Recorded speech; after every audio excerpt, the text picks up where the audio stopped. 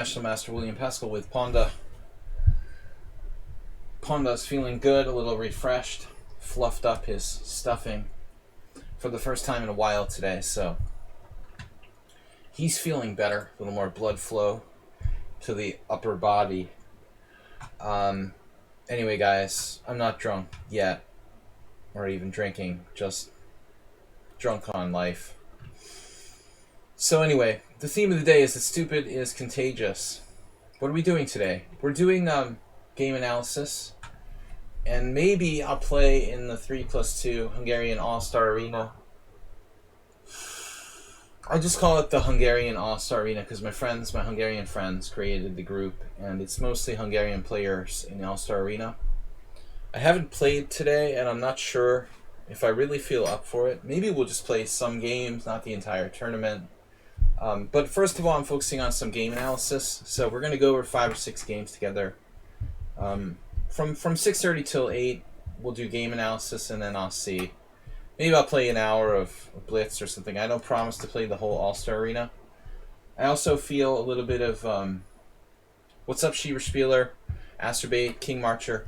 I also feel a little bit of obligation to Gobix, who's one of the creators of the All-Star Arena.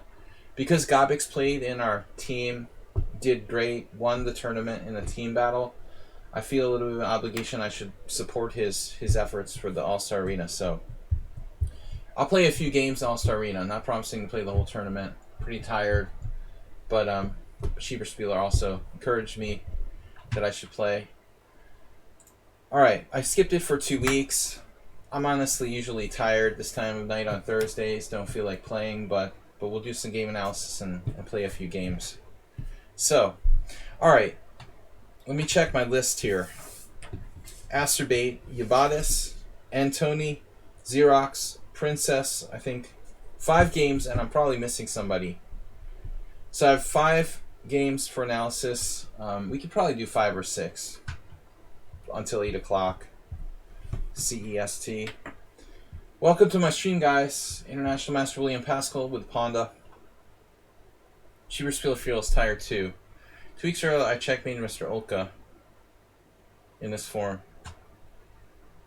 Yeah, I haven't been sleeping well at night. That's my excuse. I can shake it dry. A little bit of wine. Something lighter than beer. Keeping cool. Was it 2 weeks ago? It wasn't last week. It was the week before. Last week we saw you,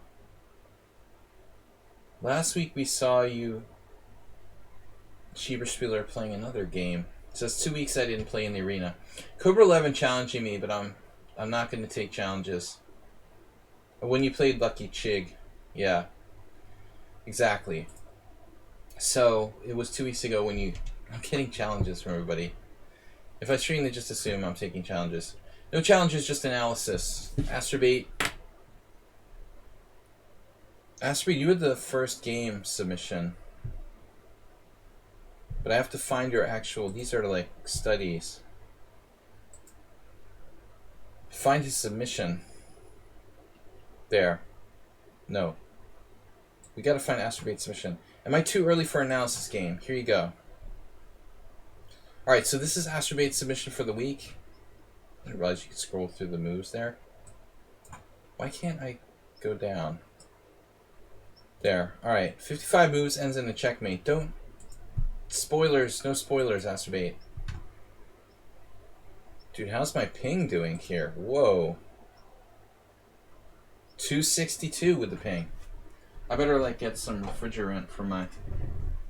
What is going on? Why is my ping 262? I'm definitely not playing with a 250 ping.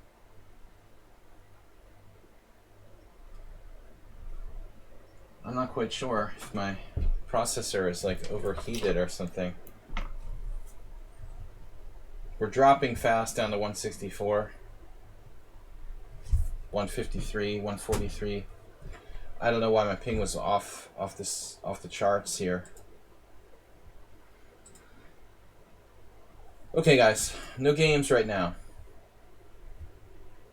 Connect my neighbor's internet. No, I mean my internet Yeah, it's weird. I'm on a landline. It's not a Wi-Fi. So that's not the problem. Well, the internet can still be bad. It's usually good. We had a power outage yesterday, just when I was about to record a video. It was unrelated to my house. It was just like the whole block lost power. Let's see. Yeah, ping is back to normal, under 100. All right, Astrobait's game now. Astrobait against Mr. Trollington. Mr. Trollington versus Astrobait. Astrobait rarely submitting games to the black pieces. We usually see Astrobait Wi-Fi. We free. Tick-tock. Wi-Fi. All the great, like, Hungarian words you learn. IKEA. People have no idea what we're talking about. Wi-Fi. Wi-Fi. D4, knight f6, c4, c5. You know, honestly, I think Astrobait would do better with something more open. I don't know how he came to play the... I don't remember how he came to play the Czech Benoni. But truthfully, Astrobait, I never really said this on the stream, but I think this opening goes against your style. You're better in tactics. You're not that good with like pawn structure, closed positions necessarily. And I think that you're playing contrary to your natural style by playing the black side of the Czech Benoni. I mean, I don't like to tell people what to play. I like to let people have their own, you know, kind of personal preferences. Some coaches like force their students to play their openings and stuff. Exactly, Igara. For an Astrobait who likes to play, he's good at tactics. He's exactly the Benoni or a modern. I mean, a Benko or a modern Benoni would be better suited to Astrobait's natural affinity for more like tactics. E5 leads to a closed game. I mean, this is something that really only like very strategic players should really do.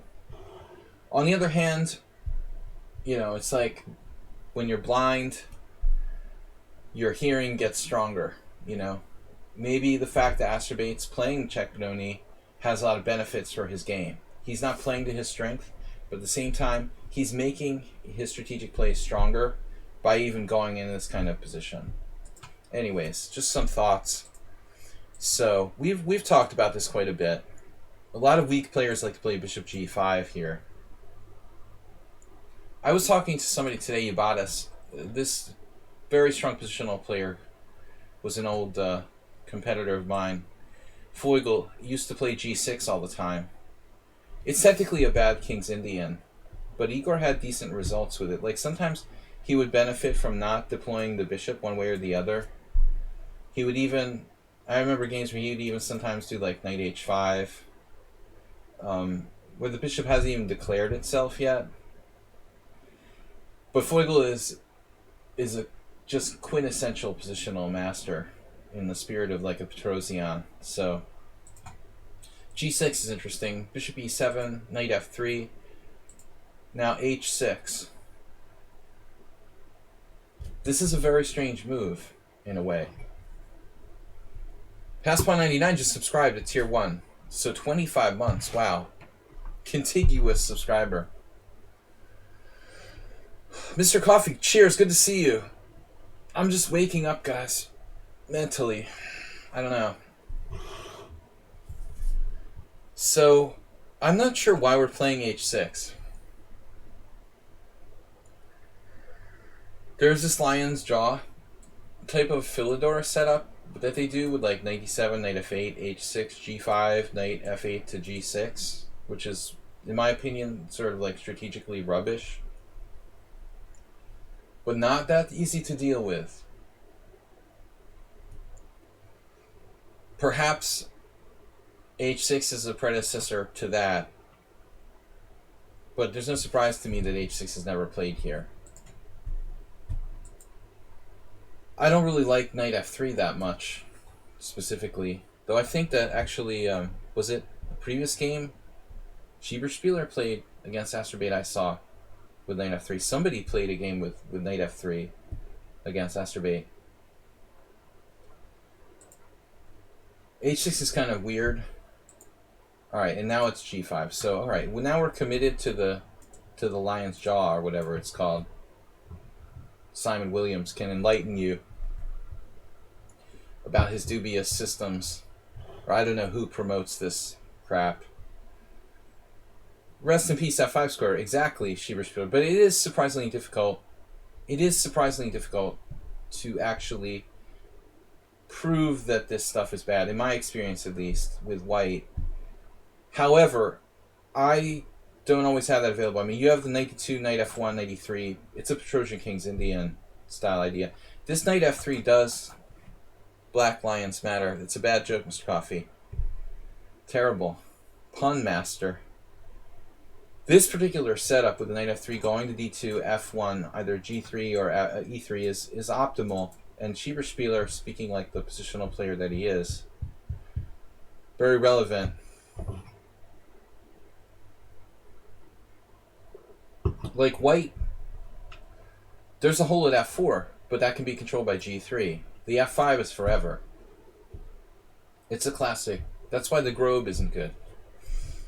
Black is basically playing a form of Grobe here. Now, if you want to get technical about it, maybe if you want to play the black lion correctly or whatever, maybe you shouldn't disclose your intentions this early, Asterbait. I face a lot of people who maybe like play knight d7 first. See? Now there's some games. They obviously intend on doing this, but they're not going to give away their plan that quickly. Maybe they'll play g5, maybe they won't. Maybe they'll play knight f6 without g5. Maybe they'll play knight f6 and then only play g5 at a later date. You might argue that knight on bd7 is less committal than playing g5 right away. I have a message here. El Rostador with the game analysis. So I will add it to the list. I'm not promising we're going to get beyond El Rostador, because I am going to play a few games in the arena of death tonight somehow, if I have enough wine to maybe pull me through. Yeah, I mean, like castles. White also doesn't have to castle. If the black lion can be dealt with, 92 looks like a good move to me. If Kramnik is white, there's a good chance of 92, I would imagine. Because you got this, you got moves, so you can even play with the pawns actively for white. White might even move his kingside pawns.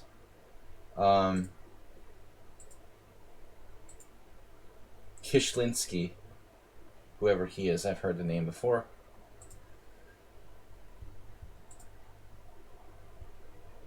So this is just analysis.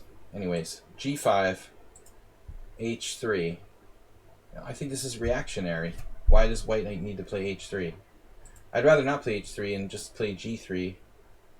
Again, I like knight d2. There's no threat of bishop g5 in this position. Like the classic check Benoni plan is kind of out the window. So I would await developments with white with knight d2. White's king could castle either side, has a lot of flexibility. h3 is a unnecessary move, may not be that bad.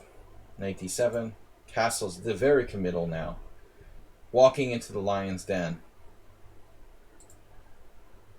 And here we go. Feingold beat Mamedyarov with a check Benoni. With the check Benoni or in the check Benoni? I would think like Mamedyarov would be like playing the check Benoni. Sounds like something Mamedyarov would play. I guess they both play weird openings. Yeah, I guess that could go either way.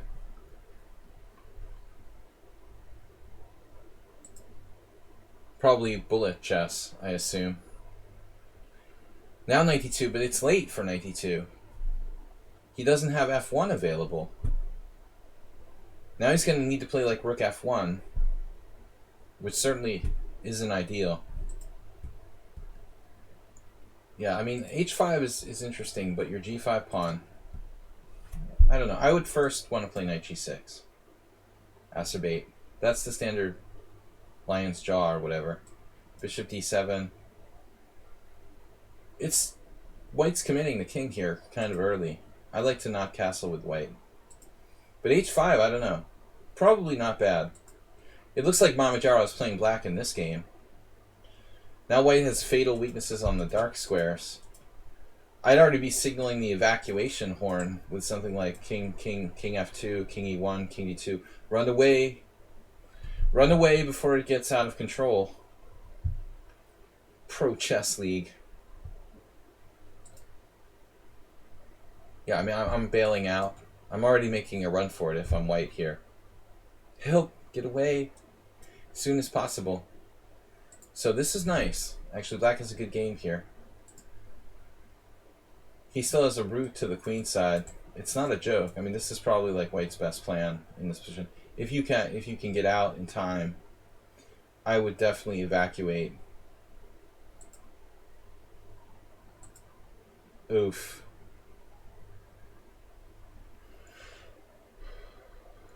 There will be no happiness on the dark squares for the rest of the game. It's a consequent move. Tough recapture for black, because it's possible that you can lock down e5 and play like bishop f6, control this diagonal. We have to think about it. I mean, this is definitely consideration. Because the plan of knight d7 and bishop f6 might actually be better long-term prospects than this. Because here it's so closed, and the white king runs away to like d2, and then it will be difficult to open the position. I feel like you have better long-term prospects with this, knight d7, and get the bishop on the long diagonal. Bad decision by white to trade the dark square bishop, but a natural beginner mistake. I mean, maybe it's not even a mistake, honestly. I might consider king f2. We try to make a run for it. The problem is this pawn. White's probably going to have to take time to play like rook g1. Rook g1, bishop f1, king e1, and then run the king over like Korchnoi to the queen side where it's safe. I feel like I'm annotating this from white's perspective. So Acerbate decided to castle. It's kind of arbitrary. I think the important thing would probably be to get this bishop to h4, but I don't know how you're going to break through. Very locked position.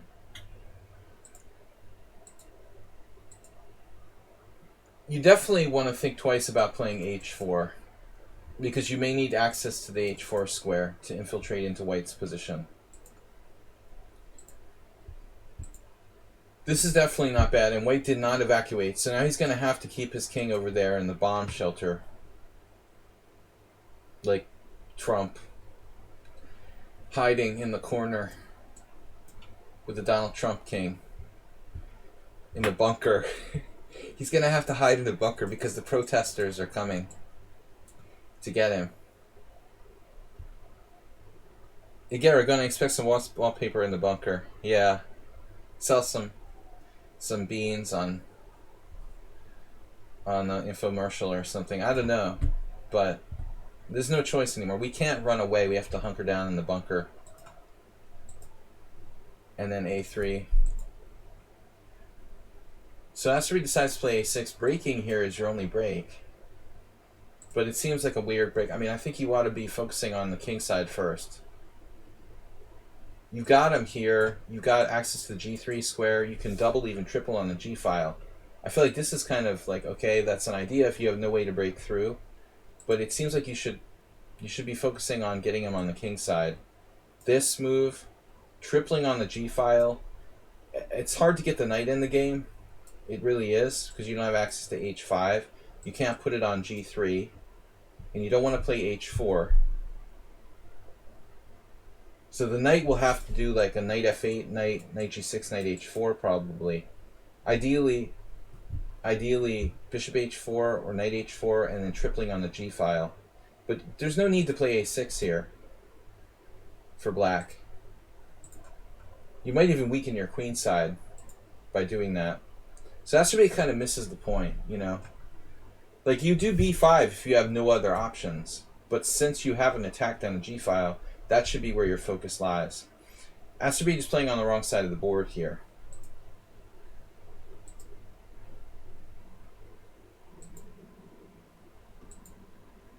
And now back to the other side. And this is a bad move. And this is just a bad move. You need this bishop to sack on h3. It's a King's Indian style position. Trading his bad bishop off is a huge boon for white. In fact, like, just getting rid of this bishop might give him access to an evacuation slide from the bunker there. Jim, thanks for subscribing. I mean, it's just a bad general exchange. Bad bishop for good bishop. But also it gives white a path for his king to escape. The white square bishop chokes him in like a Marazzi. It's also like your attacking chances against h3 are gone. It's just a like general bad positional decision by Asterbate.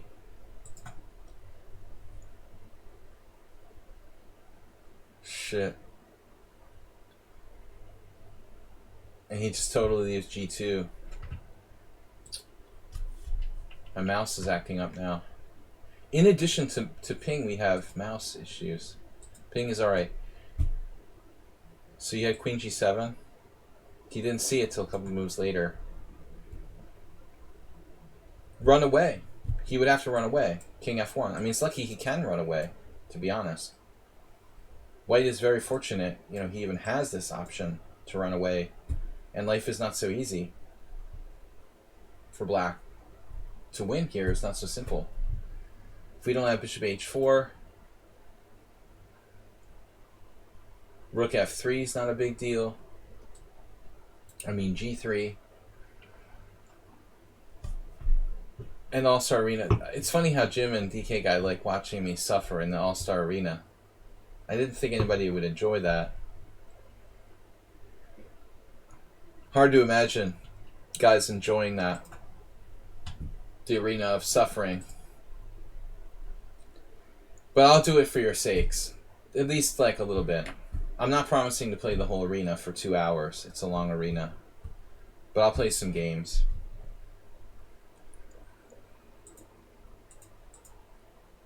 Alright, so he's not mated. You know, he can evacuate. White could have gone queen here. Queen f1. Probably held the king side together.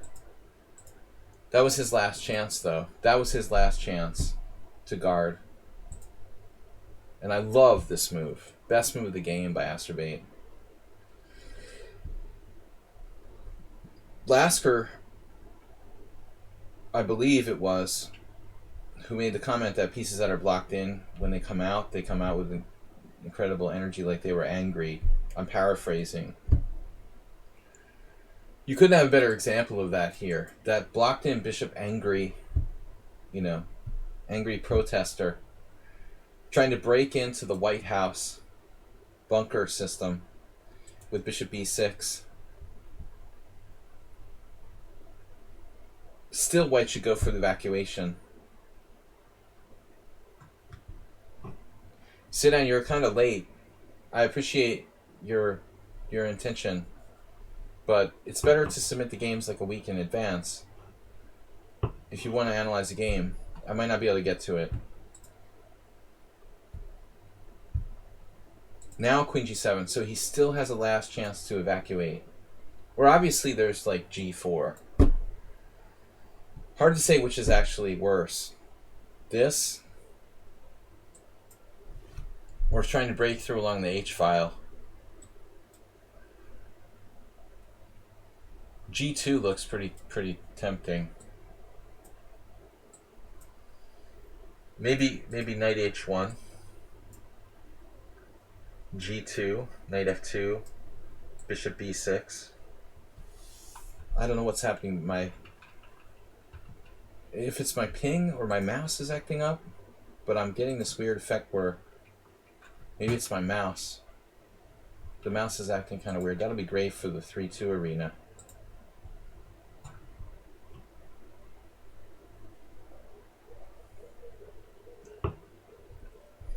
I'm yelling at you for Black Lives Matter and then making all these White House bunker jokes. There's something funny with my mouse, though.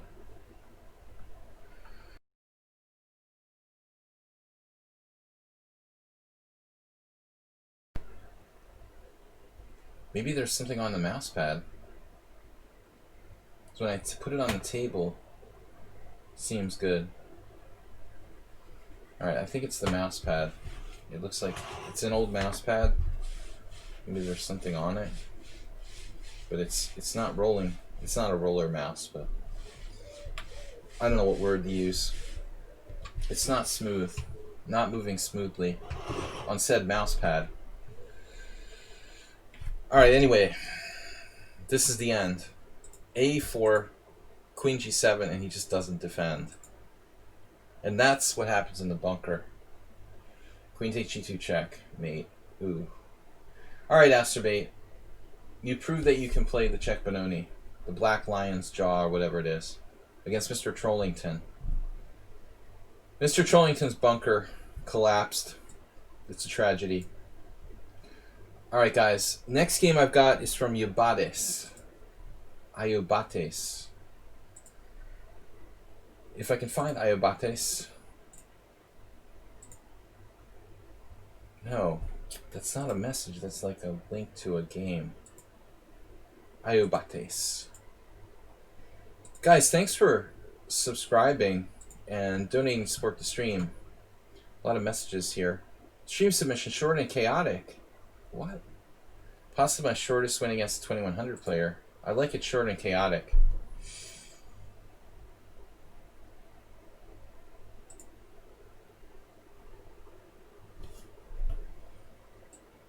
The Black Lion sounds like some sort of sports team. It's probably some English football club. Why is it called Black Lion, anyways?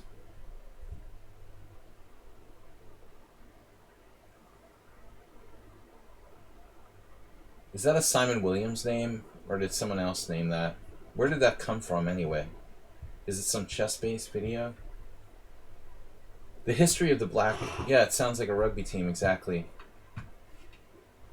The All Blacks from New Zealand, but I'm interested in the history of the Black Lion Philidor slash, and then it's like it works in every position. It's a Philidor and it's a check Benoni. Like, they're different technically. This is not really a Black Lion. I mean, technically this was a check Benoni. White has played c4, so there's a very important difference. It's not truly a Black Lion. Like, the Black Lion is e4, e5. It's a Philidor. Knight f3, d6, d4, knight d7. I mean, this is what we're talking about with the Black Lion. You know, here they're playing kind of a classic like Philidor, and then Black just does like bishop e7. And when you continue to go through the variation here, like castles or whatever, Black doesn't react normally now. Then they start doing this weird stuff with like h6. Knight f8, g5, you know. So Asterbait's game is actually not really a Black Lion Philidor. It's a kind of check Benoni where the same idea is being used. Rookman, welcome. Okay, guys, today's a mix of Nightmare Griffin. Everyone should slow down. Not as slow as me, though. Anyway, so this is a mix of analysis of some games and some games in the All-Stars arena. Because of Gobix, on behalf of Gobix, I'm not feeling that fresh, but I'm willing to play a few games in the All-Star arena tonight from 8. It's 7 now. So Iobates is white. He's playing like... Is that right? He's playing white. He doesn't usually do this. I don't know what came over him. He's always playing g3. It's strange to see, like, Iobates play e3. I've never seen him do, like, a reverse Queen's Indian. Nakamura likes b3, e3. I never watch Karu, because I don't really like the evil chess site, and he streams exclusively over there. I have nothing against him. I kind of like him. I didn't like him when he was a kid, but now he's alright. But anyway, I don't really watch his streams, but I know he plays stuff like e3 a lot. c4 is in English now, symmetrical English, or reverse Benoni. I mean, the best move for black here is d4. If d4, you could play a reverse Blumenfeld. It's not really a reverse Blumenfeld though, because black hasn't played knight f6. I mean, you're experimenting with stuff like b4. It's interesting.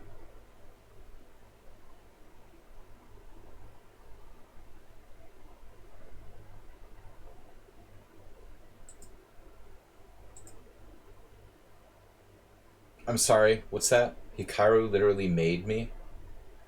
I was playing chess before Hikaru was born. What are you talking about? Alright, e6, b3, queen f6. This is a very strange move. The guy has a +1 score, I think, against me. He owns me. But e6, b3. This is a good move. Now queen f6. No, it's a very bad move against principles. I'm just trying to think about how it's not justified at all. Just the question is, should you play d4 or knight to c3 here? I prefer not opening the diagonal for that bishop check on b4.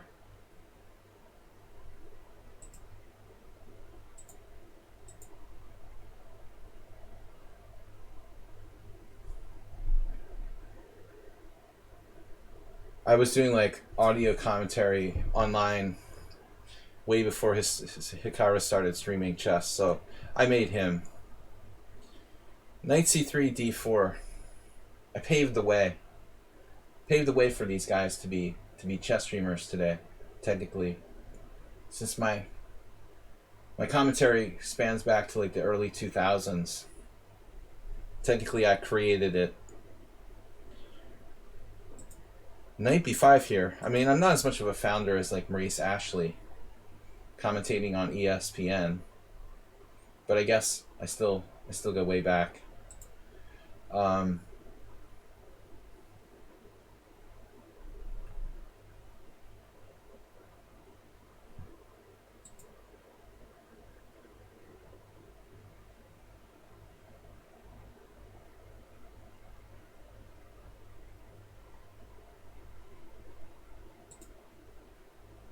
That's just irritating when people want attention and they start trolling you on your stream. He had already had 2 timeouts, so I guess it's time for him to go. I didn't remember him, but if he hadn't had previous timeouts, I wouldn't ban him. But I guess he's just looking for attention. Classic troll. Bye bye. Anyway, so d4. This is bad. Knight c3.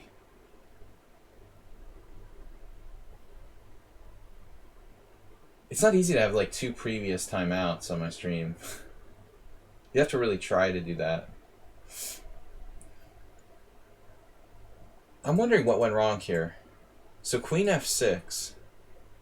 Knight c3, d4. This is kind of interesting. I was thinking knight e4. I definitely don't want to take and open up maybe that diagonal. So my first thought is knight e4, queen g6, bishop d3. We're dropping g2. Can't play that.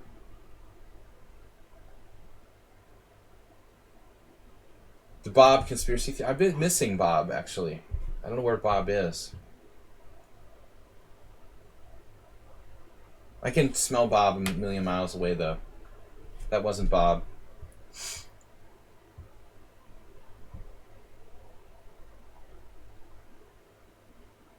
Desperately seeking Susan.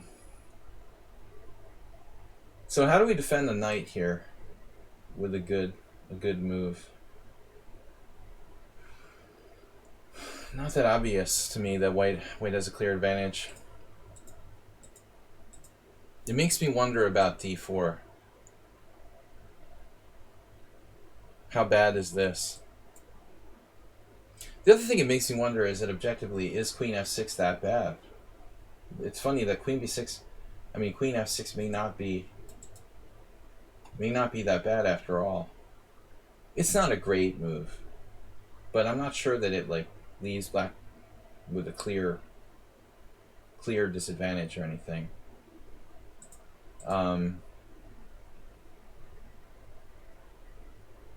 The missing Bob syndrome. You think it's a syndrome? Well, you become so like much a part of something that when you're gone, everyone starts to go through like withdrawal symptoms. That's what happens. It is a syndrome. Withdrawal.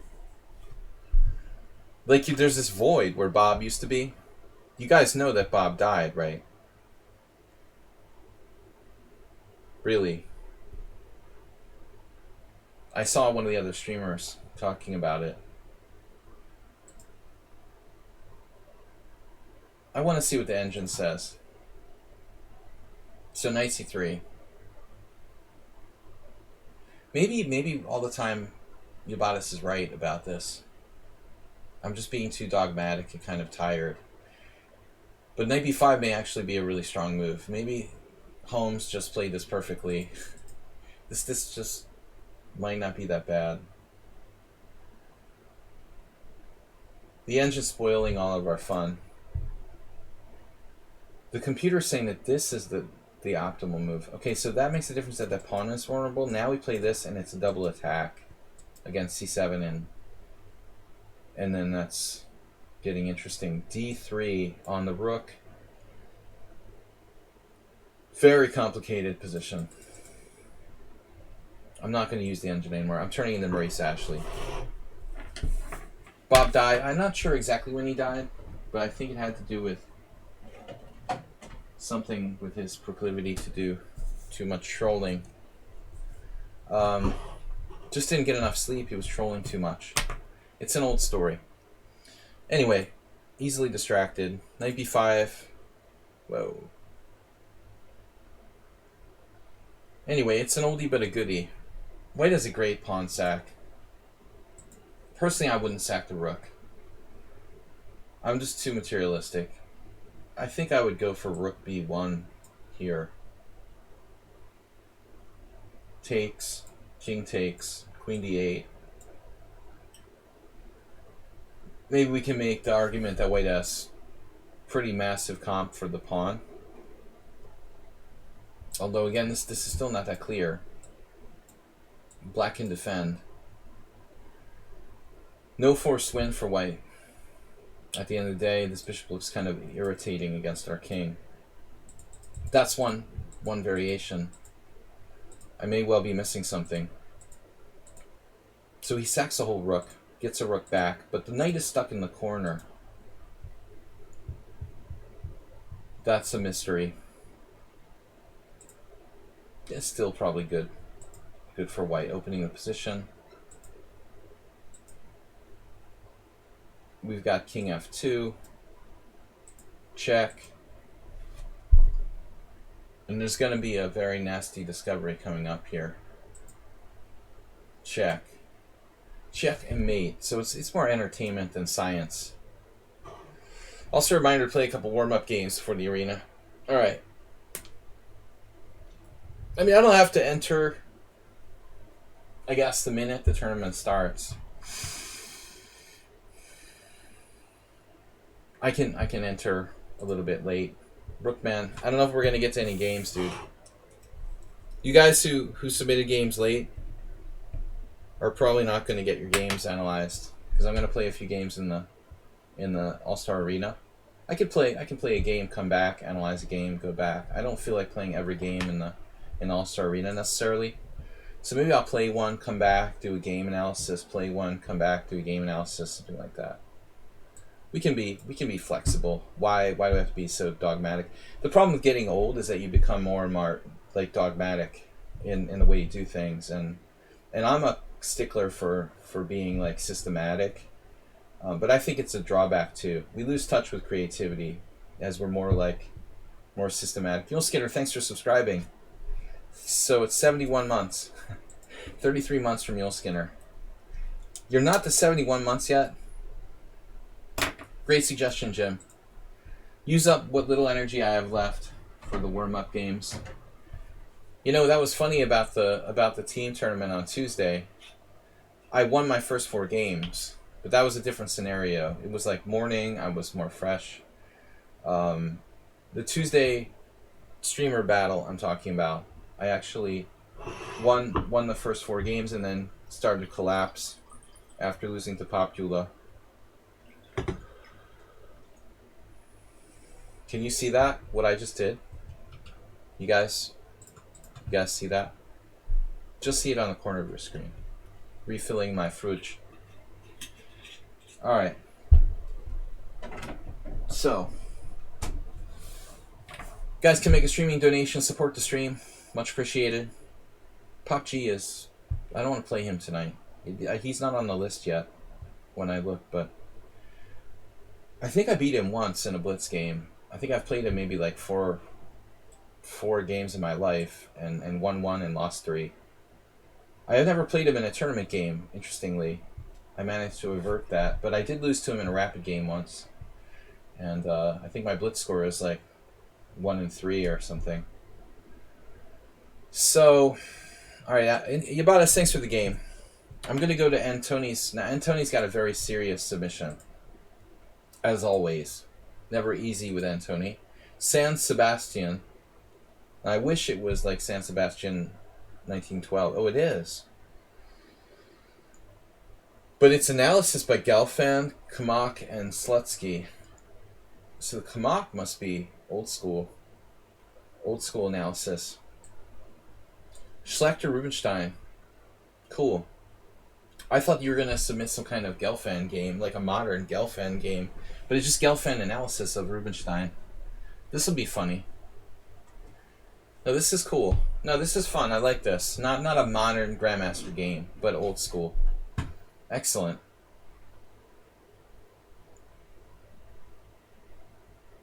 You're gonna make me grab it?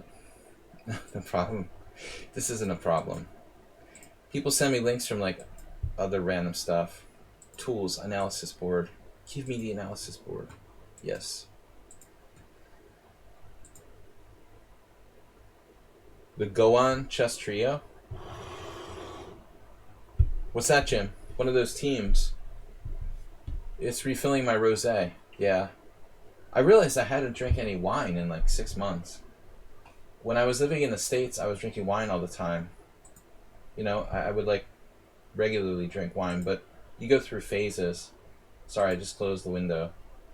So the other day I was in the store and I saw some red wine, and everybody like drinks red wine in the summer. I mean, rosé. It used to be like rosé wine was fake wine, but now it's like very trendy the last couple of years.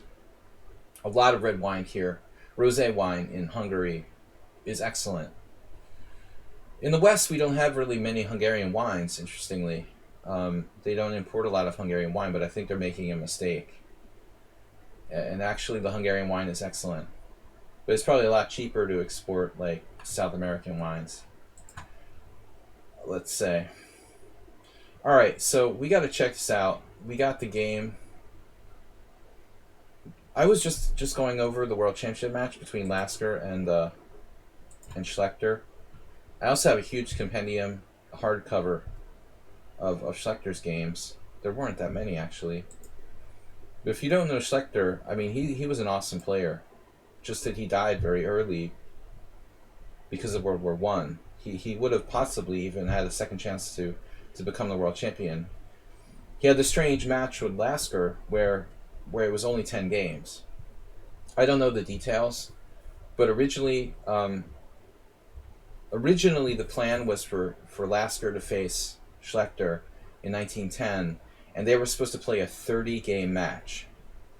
And I don't know the historical reasons for it, but the match got changed to 10 games, and it was like kind of a joke, you know. A 10-game World Championship match sounds like something Maurice Ashley and Greg Shahadi would organize. But that's what it was, so it was sort of stupid. Schlechter famously like drew the match against Lasker after he was leading by 1 game. Lasker saved the match, and he kept his title by drawing. But a 10-game World Championship match it's kind of ridiculous even by today's standards. But anyways, Schlechter was a great player. Rubinstein was a great player. This is Schlechter Black from San Sebastian, 1912. All right. Let me load this game here before I talk anymore. Talking a lot but saying nothing. So Rubinstein is black, correct? Oh no, Rubinstein is white. I know this game. Oh, this is a terrible game by Schlechter. I just realized what game this is, so it's very instructive. This game isn't the most instructive chess games ever played as well, I think. Yeah, I mean, this is actually a very bad game by Schlechter, you know, by his standards, I think. But it goes to show not only Rubinstein's endgame technique being brutal, but also how, like, unforgiving Rubinstein was in the opening. Rubinstein was absolutely, he was absolutely like 100 years ahead of his time in terms of understanding the chess openings. He contributed a lot. Actually, it's interesting, like against the Tarash, if you take the Tarash, for example, it's funny, but like they were similar. It's in fact, I think Schlechter, who's the one who actually innovated the idea of G3 against the Tarash. Rubinstein made this famous. He played like every different line against the Tarash with white. E3, bishop f4, bishop g5, takes on c5. He literally played every different variation, finally settling on g3. But it was Schlechter who invented that idea of fianchettoing the bishop, I think, on the king side. And also, both of these guys, what makes them interesting was that they both played e4 and d4 as well. Although I guess that started around this time. If you look at the World Championship match, Lasker versus Steinitz, or d4 was becoming really popular, whereas it wasn't prior to 1900 so much. I think it was interesting. Like, chess theory was really getting really interesting to players. The d4 theory behind the d4 openings was getting really explored for the first time in this period, you know, in the early 1900s. So it's a semi-Tarash with knight d5. e4 is the critical move. You know, I like e3 because it keeps the tension. Botvinnik did this in a famous game in his selected games. Like, e4 is a better move, but it releases tension. It forces you down a very narrow path. And I think Schieberspieler, yeah, I mean, Nimzovich was around in the early 1900s, of course, as well. But the problem, like with e4, is that it doesn't give black a lot of choices. It forces exchange of pieces. It forces simplification. This variation, very famous. Check here. This is a mistake. Queen a5, according to analysts. So the modern variation is like bishop takes d2. I think Schieberspieler played this against me, or somebody did. Queen takes d2, castles, bishop c4. And then it used to be knight c6. This is a very famous variation. But in modern times, they started going toward knight d7 to place the knight on f6 in some variations. I went for g3, so I didn't do it. Yeah, I remember now. Yeah, because everybody knows this better. Dynamic chess strategy. Mihai Suba. He likes g3, but I don't know the theory well enough, Schieberspieler. I just kind of experimented. I don't even know that very well. I've never played like an over-the-board game in that g3. Though I saw a really good game 3 years ago. In the GM tournament I played, Friday, Bokrosh played a really, really nice game with the g3. against Gonda. No, it was Gonda Bukrosh. That was it. Gonda was white. Gonda played an unbelievable game in that G3. Just like he wins by force or something. It wasn't even clear like Bukrosh made a mistake. Anyway, I'm just like ranting about different stuff. Sorry. So this is old school. But Queen A5 is supposed to be a mistake. So this, now this, forcing the exchange, take, and just a good ending. The rook is actually fairly well placed here. The king goes to E3. This is like a very, very famous game. Again, I think it's in the most instructive chess games ever played by Chernev for sure. I don't remember his name for this game. Every game had like a title. Rubinstein has another game in that book where he wins with white. It was called The Web of Dark Squares. But this one I don't recall. Move 13 from white is considered a great move by Gelfand. Oh yeah, so bishop e5. Well, this is an exceptional move. Because you're interfering with your own rook. It seems strange, right, to go there. First of all, we're threatening to bring this rook to the 7th rank quickly. Yeah, I mean, most people in a blitz game, they'd be like, all right, bishop d3, or maybe bishop c4, support d5. It seems more active. But this move, first of all, if black tries to play like a6, he weakens his queen side. In other words, like a6 bishop moves. If b5 later on, you can play maybe a4. Also, c5 becomes a weak square. So basically, it's kind of like a middle game Zugzwang already. Black doesn't have a good move here. Black is very limited. It's practically impossible to find a useful move. I would wonder, you know, maybe Leiko could draw. You need like Leiko to defend black here.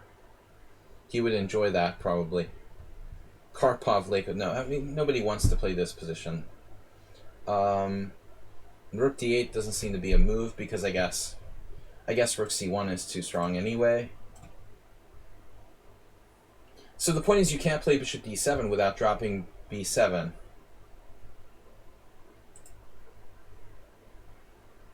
So here he weakens his b6 square.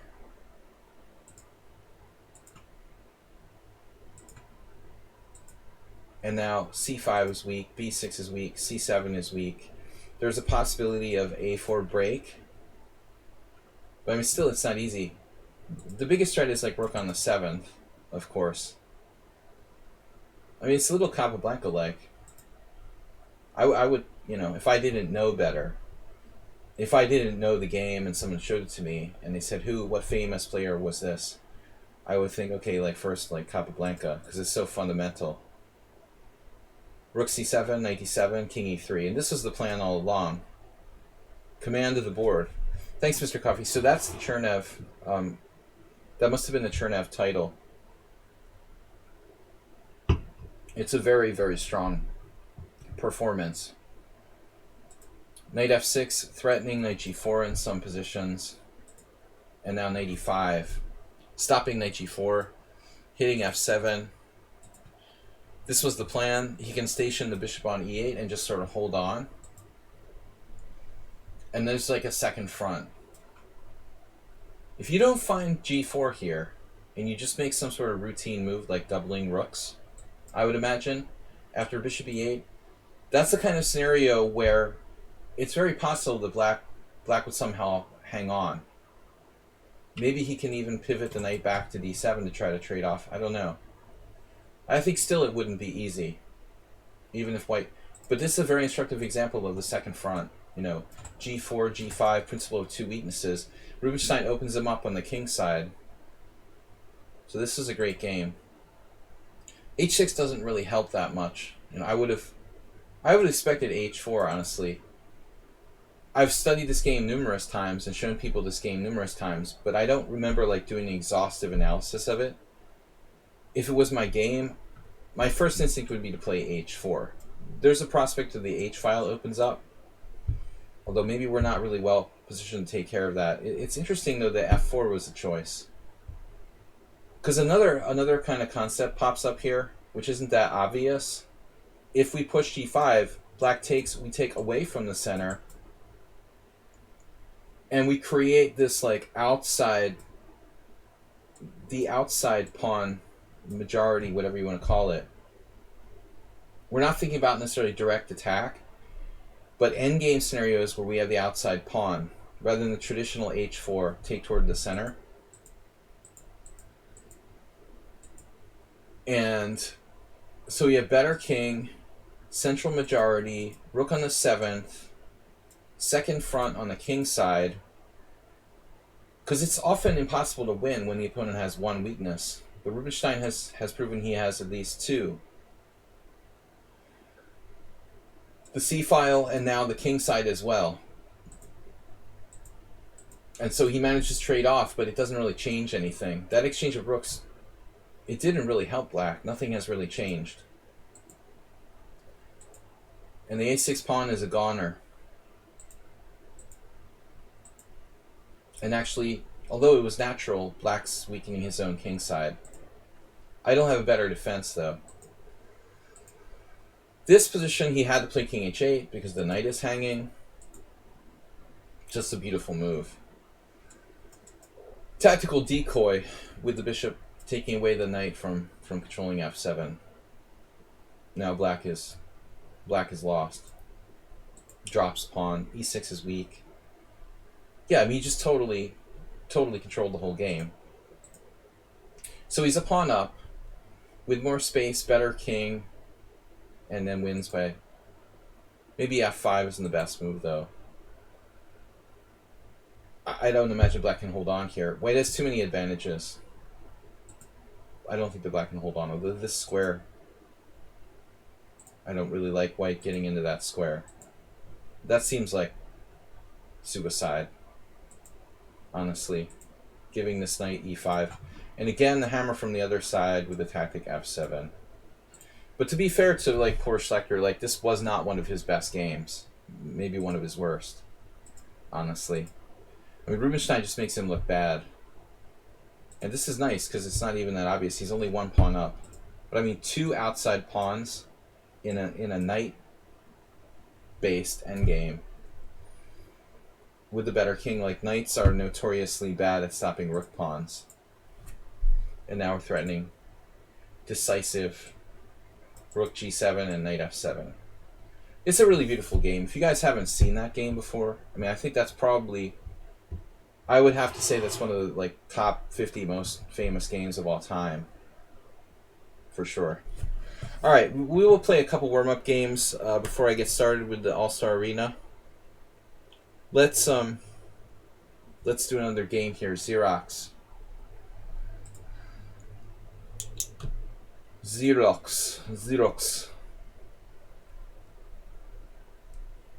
That's not right. Game analysis, fun game with... The Turtles are back.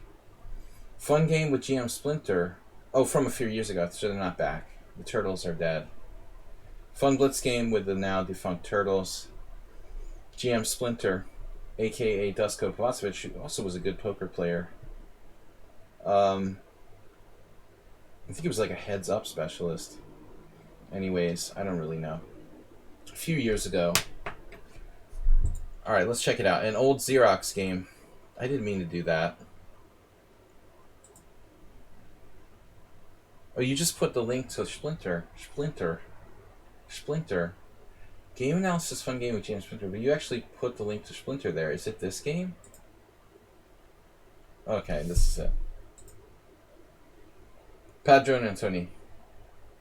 You're welcome. Alright, so this is 5-0 against Splinter.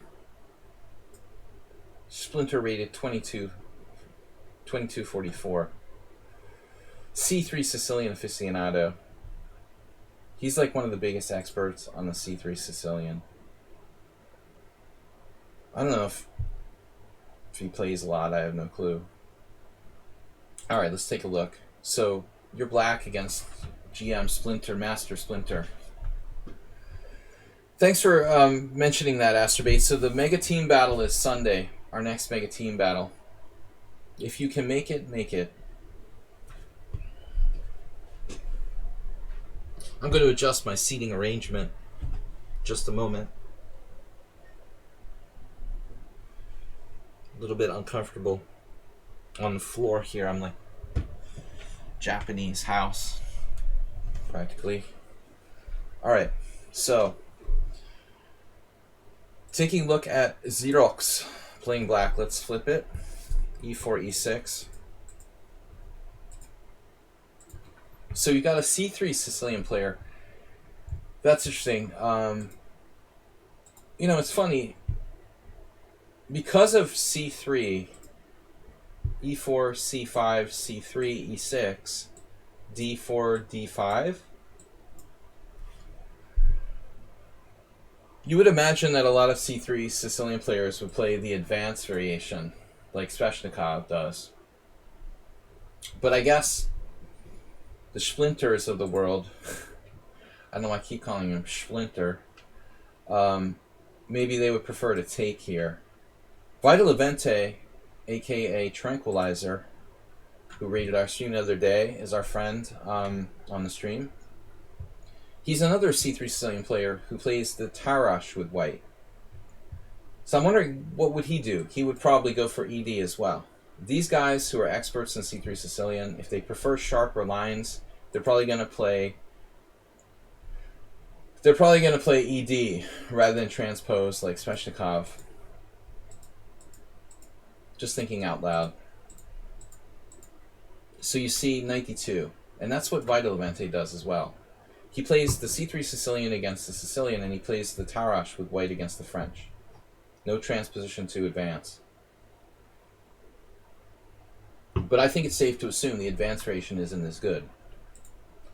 Knight f6, e5, knight d7, bishop d3, main line, c5, c3, knight c6, knight f3. Knight f3 now. So traditional main line is 92. Knight f3 is like what? I don't know who created this, Korchnoi. It's a gambit. Kasparov also used this. The basic idea is that black plays queen b6 and you sacrifice your d4 pawn for initiative. It goes back probably, well, way before Kasparov. Maybe it was Korchnoi who created this. I don't know. The lichess Opening Explorer, unfortunately, it doesn't have a lot of historic games. C3 is like, I'm an aggressive player. E4, oh, I didn't mean it. 2c3. But you know what, DK, that's funny? When you think about the headband man, how weird it is when you got these people who are, oh, I'm going to play the, I don't know, the Mora Gambit. And then, like, you can force the Mora Gambit to transpose to the C3 Sicilian. But I think that you've got to classify those C3 Sicilian players into different camps, you know. There are different kinds of players inside the C3 Sicilian camp, and there are different mentalities behind those players. Like, you got the passive 2200s who, like, want to get a draw with white. They play the C3 Sicilian to be solid. But then there's the Levente, there's the Kovacevic, there's the Tivyakov, and people who, you know, play like C3 Sicilian sharply. So I think there's, to be fair, there's more than one camp. It's not like C3 is a passive move necessarily. It's how you play after that. But anyways, I don't know about the history of that gambit. Ironically, did you see that? Wait. There's a Kovacevic game here from 2008. A draw against Mikhail Gurevich. Kovacevic was solid, I mean 25-95, but as far as I know, you know, he was playing poker full time. He's not just dabbling, like he was a very, very good expert heads up like poker player. It's not like, you know, just playing for fun like Hikaru or something. Grishuk's very strong, but I mean Kovacevic probably one of the strongest expert poker players, you know, that I've heard of. I guess he might have almost given up playing chess like me for a good while. But I don't know his life story perfectly. Very strong player, but expert in C3 Sicilian. Apparently in this too. So, exchanging on d4 and then f6. This is interesting. So you don't want to take that pawn. But I suppose this is inaccurate to play queen b6 now. Wouldn't white have the option to play queen b3? Is a5 a problem? I don't know.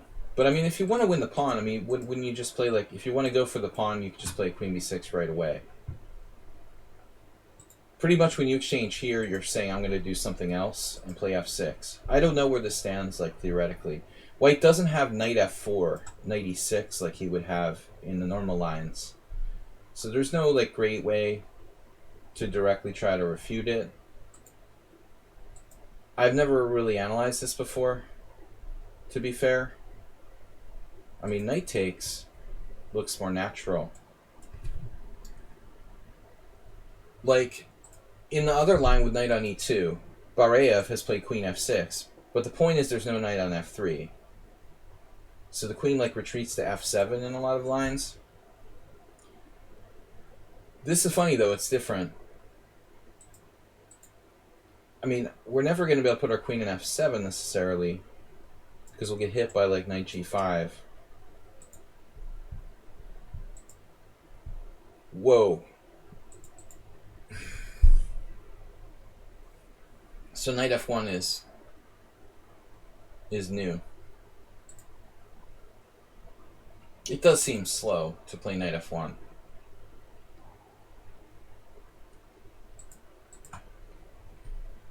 It looks like white has another move here, knight g5. That's interesting. Look who played that with white. He's got games all over the place. Master Splinter strikes again. I mean, very similar to the knight g5, sorry, knight f4 idea. White has an overwhelming score here, but a sample size of just 10 games. Well, I don't know. Knight d4 looks like it's a pawn sack.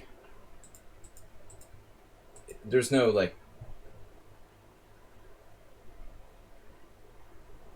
Yeah, I'm missing something too. Oh, that's cute. What?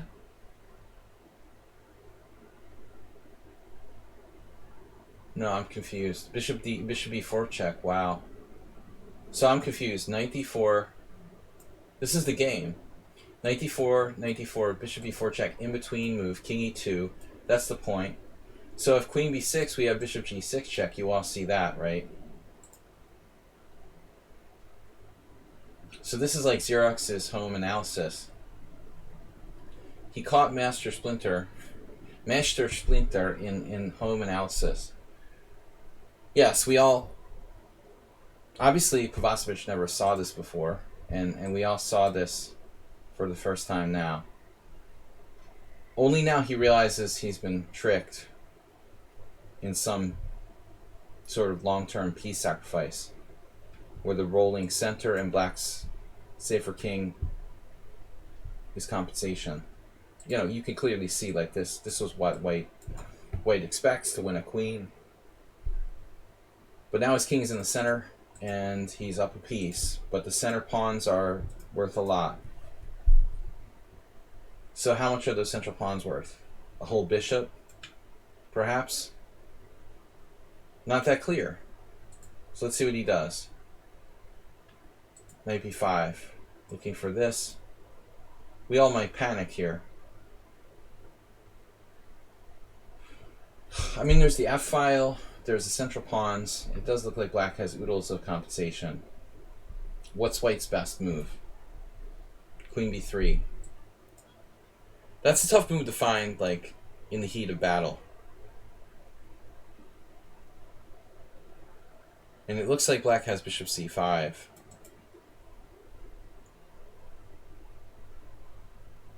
With an eye to f2.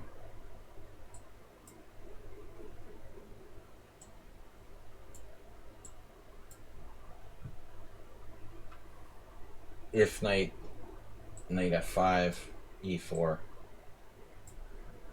When we don't know what's happening anymore. All hell is about to break loose, I assume. in some position like this. Black will get his piece back, and it's unclear. But again, Master Splinter, I mean, it's asking a lot to refute Xerox's home analysis over the board here in a blitz game. So this is a blunder. And now the white king is stuck in the center. E4 is a threat. The rolling pawns, the f-file. The knight is tangled up with this single idea. Still not that easy.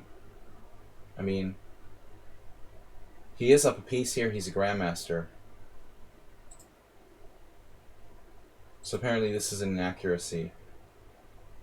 Knight c5 was best, which is again a very hard move to find. Very hard move to find. It's not even clear. I mean, I understand that we have bishop g4. So we'll do bishop g4 in some variations and chop on f3, supported by the queen and rook. That's hard to find in a blitz game. So Xerox just made like the best move he could find, and white's able to get some counterplay now. He gets a piece, and the question is f2. Can white defend f2? Looks like a tough call. f3. It's the only way. And it's hard to break in there. It's like this is covered. There's no clear way in. White's going to pick off the e3 pawn with a knight, get it back in the game, and Master Splinter could be on the way to victory here, despite his king being in the center of the board. And this looks like a pretty random move, but you have to get your bishop out, and it's the only square the knight can go to without being captured, other than b8. You can't really blame Xerox for this move. Knight b6, it doesn't seem like it's obvious what he's supposed to do. He has e4. That's an amazing move, because it looks like it's covered 3 times. You've got all these different captures. And in all cases, I guess, black is better. Just never imagine. So that's the key. Access to b2 with check. So obviously, like, queen takes check. The rook is hanging, but white's threatening mate. But after presumably something like king takes pawn, you can defend the mate, threaten rook e8, and the rook is still hanging on a1. Queen d4, for example. And I'm still not sure what the heck is going on. Rook e8 check. Go for a walk. You know, what do we do here? Very, very complicated game, guys. So I'm gonna finish this up and play a warm-up game, I guess. Bishop d7, rook c1, bishop c6. Now he sacks in exchange because the threat of e4 is so serious. Still, I would, you know, I don't know. I wouldn't be sure he should sack the exchange here. That was the easiest thing to do, though.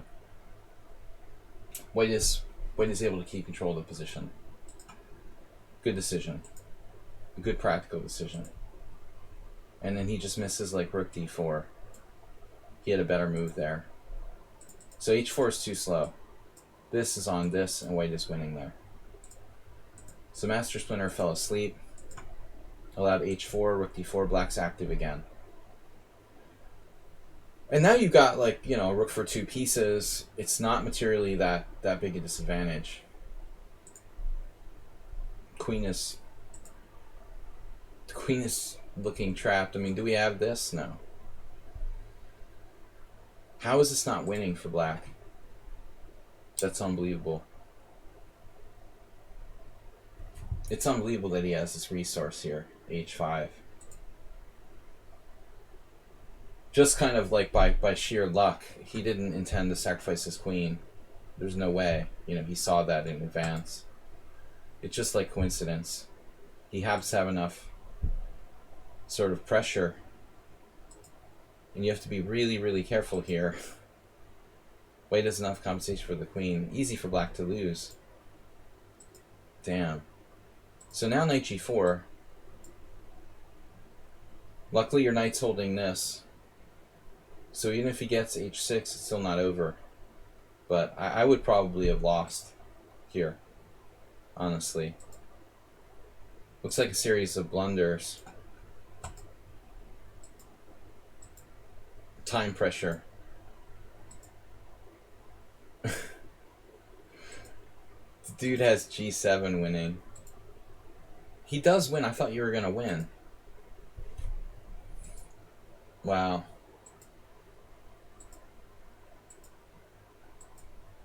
So finally you made it to an endgame. But it's just too much. Technical endgame against a guy like this. He's got to be good. 2 pieces for the rook is too much. And a pawn. That was a really fun game, man. Alright, Xerox, thanks for sharing. Very unclear. I'll try to do a couple more game analysis. Does anybody want to play like a quick warm-up game? 3+2? Maybe a 3. I'm going to check my Hungarian arena.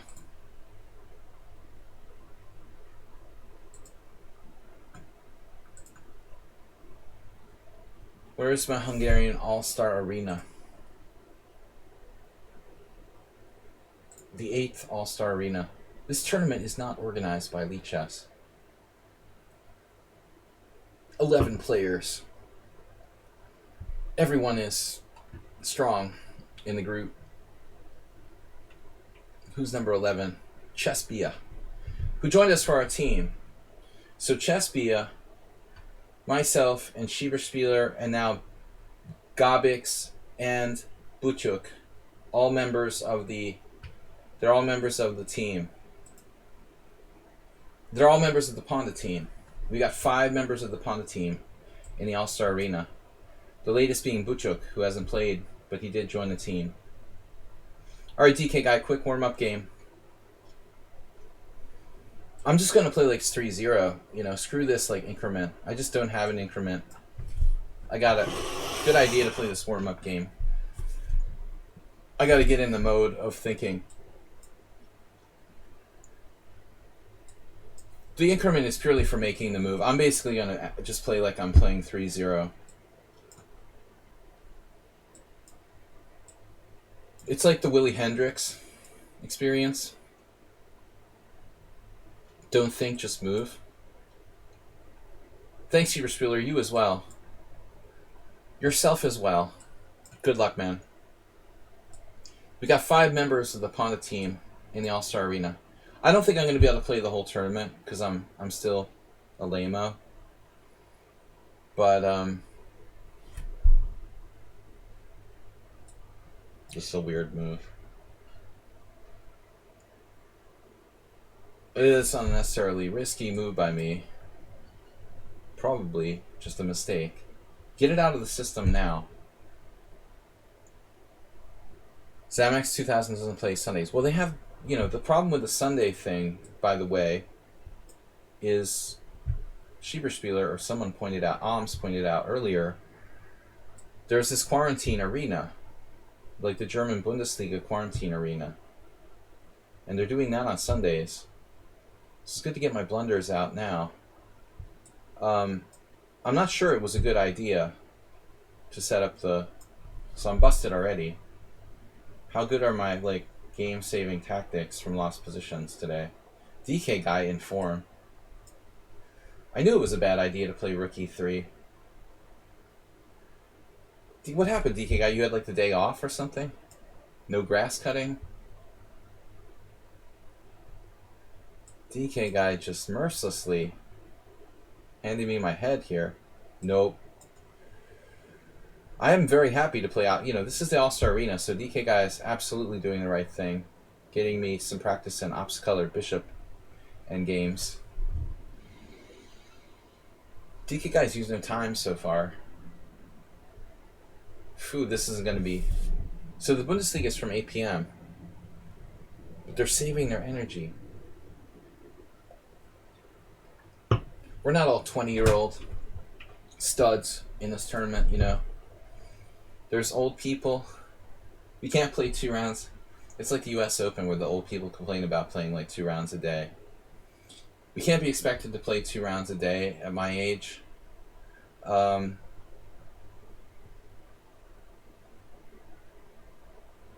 might have to resign pretty soon here.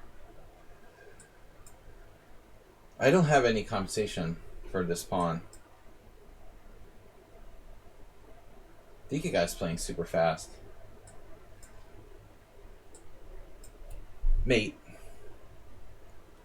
Mate is great. Oh, King F8. What an idea.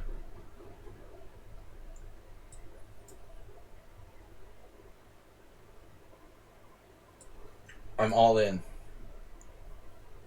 All in with this wonderfully lost position.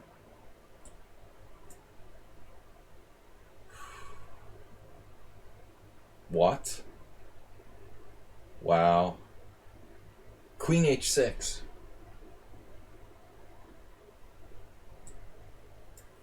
DK guy wants to sack the exchange. He's like being practical now. Don't I have a tactic somewhere? Damn. Running out of time. I'm gonna have to resign pretty soon, in like 2 minutes. There's something else big. Big. It's big.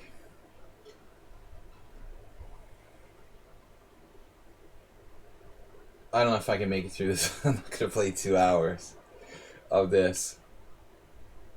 Yes. Oh no. But wait.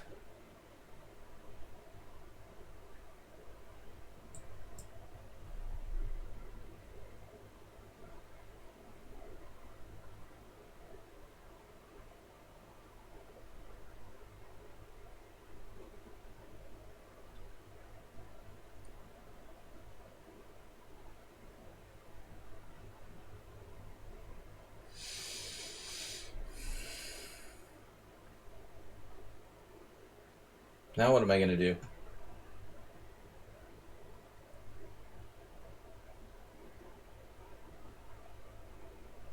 Is it mate? Queen E4? Looks like mate.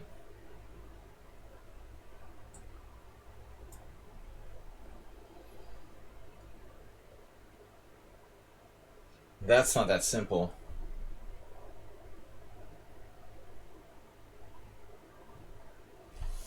$7.57.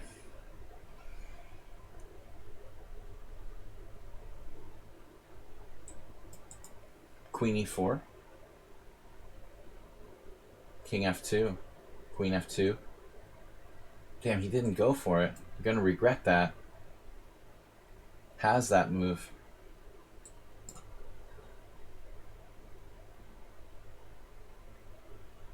Loving it. Like McDonald's. I think he had me with the Queen E4 check, but the recapture's unclear. Supreme tactics. I think he was winning with Queen E4 check. This move I missed. Oh no, Rook F8.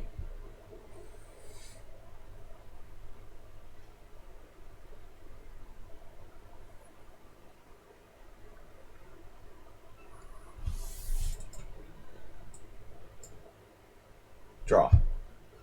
Alright, good game. Well played. Perfect. Mosgi, sorry. Mosgi wants to join the team. Alright. So back to All-Star Arena. Blubberluch.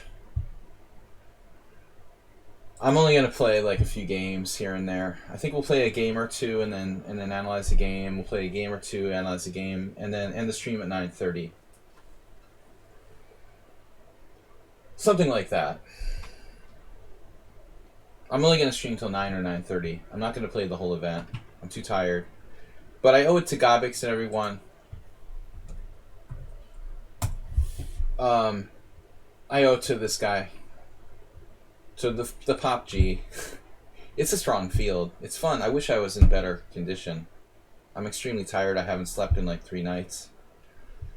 I have insomnia and no sleeping medication. I'm gonna have to see a doctor about that.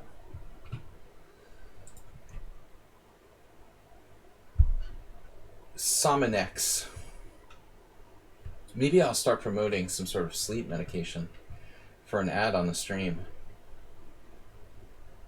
Look at this field. Grandmaster in 10th seed. Schieberspieler's number 11. I'm number 13. Chess B. Fekete Bari just owns me. Just owns me. Chess B I have yet to beat. I'm like 1 and 2. I'm just here for being like a human punching bag. Just for these guys to have someone to beat on. Just make all my excuses now before we get started. Yoishtep Kibanuk. So, no King's Indian. I resign. I don't want to play against your King's Indian. That's not happening. Anything else but King's Indian. That's all I know. He plays the Caro Khan? What? Who plays the King's Indian in the Caro Khan? Hikaru? But Hikaru's making a big mistake by playing the Caro Khan. Caro Khan. Okay, this guy's a good player. He's extremely strong tactically. I haven't looked at this in ages. But I didn't expect Tomo, who's a hardcore King's Indian player, to play the Caro Khan. Hikaru shouldn't be playing the Caro Khan, but he does it anyway. Nothing wrong with the Caro Khan. It's the antithesis of the King's Indian, basically. So I just win a piece, right? Game over? No, it's not so clear. It's like Bishop F6, D5, he has Knight B4 tricks. Bishop F6, it's tempting. Bishop F6, EF6, D5, and then he has Knight E5 or Knight B4 with into D3. So this is not so easy. Fortunately, I haven't looked at this in ages. But I mean, I'm sure he doesn't know it any more than I do. There really isn't much theory. This is analysis I did like a very, very long time ago. What? Alright, so I can take and play Rook D1. Take and play Rook D1. Take and play castles. I love endgames.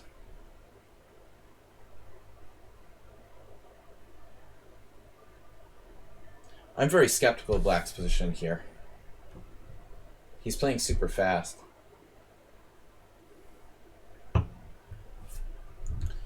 Mate is mate.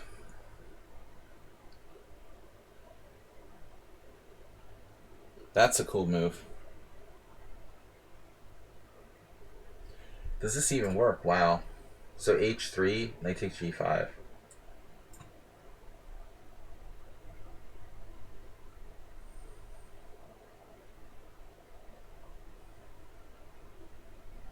What a crazy position.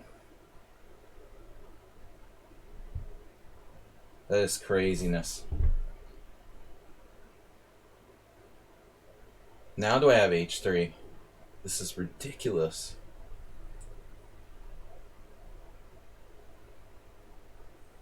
He even has a resource for that. There's an app for that.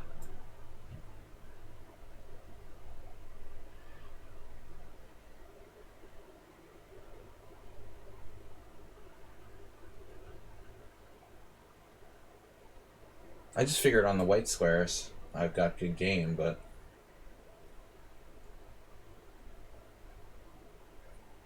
what an absolutely incredible tactical player this guy is.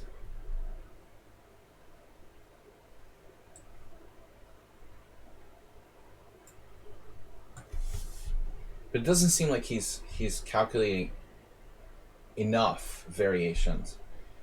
He's calculating like certain points, but he's not systematic about it enough. He's sort of like lucky again. It's unbelievable. He just accidentally has a refutation. Or my last threat. It's unbelievable.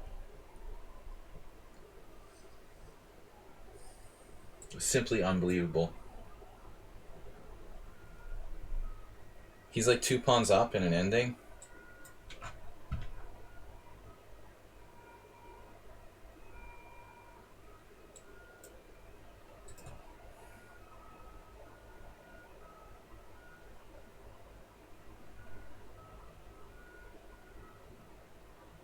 He doesn't even calculate anything. He just miraculously has answers.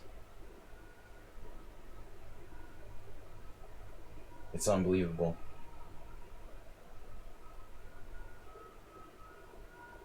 It's almost impossible. He just luckily like has an answer to every single tactic I had the whole game. Whatever. I mean, that's unreal. Look at that. There's no way the Black's game is sound. He only used a minute for the whole game. He's got to be busted. You're telling me he finds this over the board? Sacking a piece here? This is the best move according to the computer?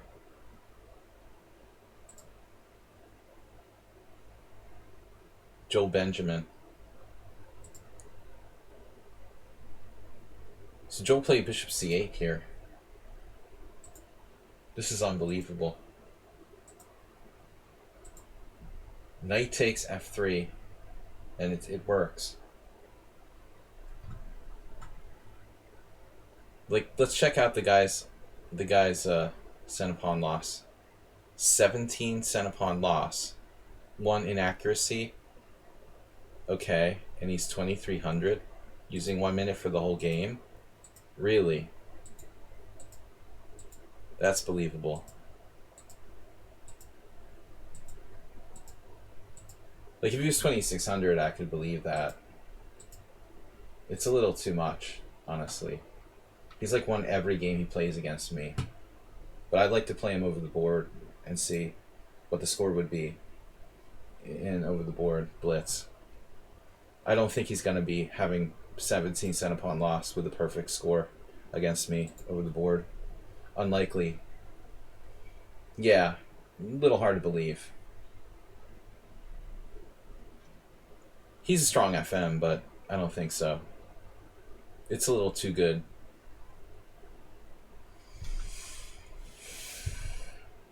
I don't think he's going to be playing that well in the overboard blitz games with perfect tactics. Joppy King. Alright, let's see what we got here. I'm going to play one more game and then take a break. I hate to leave on a loss. So we did this before. He's trying to get the London system in certain setups. I played c5 last time. I don't think he remembered. We had the same move order.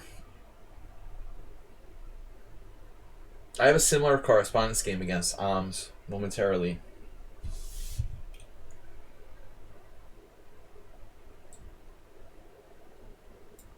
I have to be very, very careful here. Be very, very quiet. So bishop g7. Obviously knight d7 is busto. I could play a6. Then queen f3.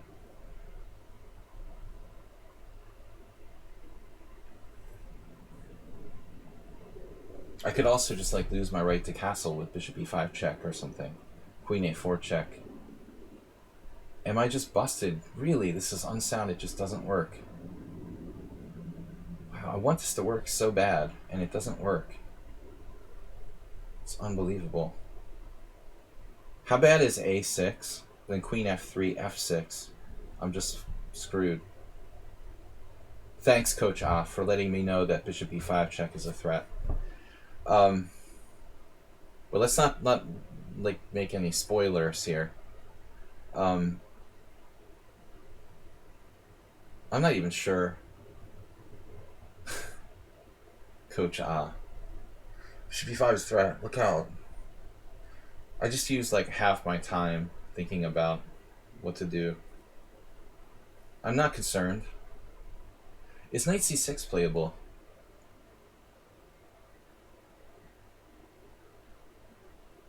It doesn't look good. No, I'm gonna just bail. That's fine. You have your little check. Queen f3. Objectively, I'm probably caught in the trap. He didn't play queen f3, so that's like a serious inaccuracy, I would think. Although his position may be so good that it doesn't matter anymore.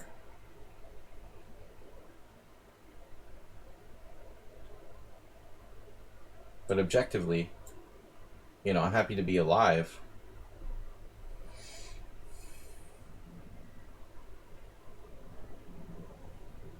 Last time I got a better game against him with this. This time I screwed it up, or he improved the move order somehow.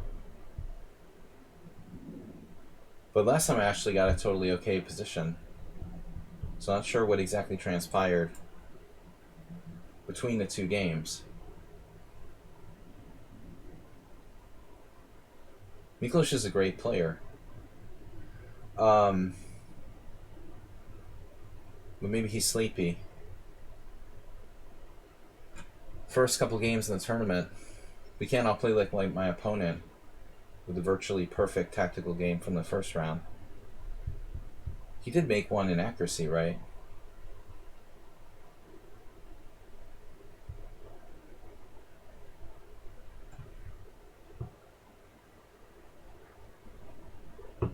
But he is a trainer. He's an excellent opening theoretician.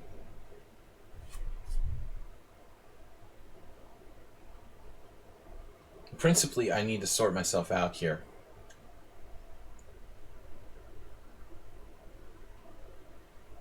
Get my king to a reasonable position. Keep it simple.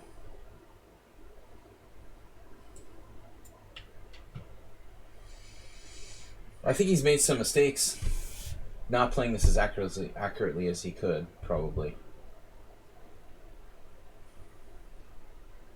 I'm not dead yet.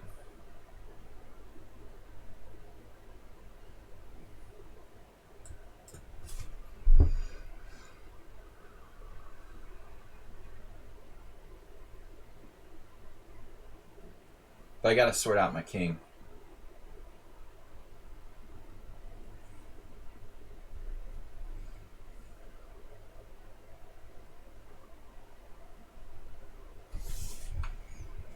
I need a little more adrenaline, perhaps.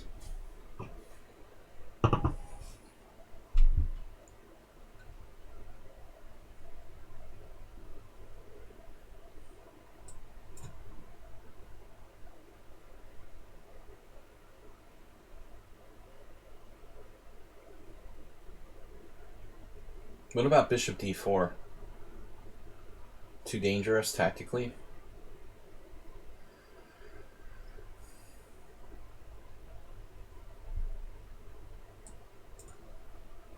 Screw it. Have the pawn. I don't care about that pawn. I have a better structure. You have your little pawn. I'm just gonna get my king to a safe position.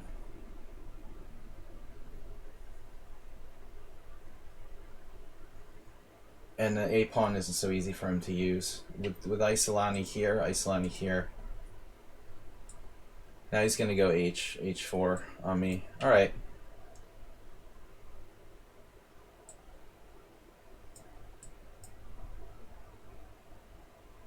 He just dropped a pawn, free moving.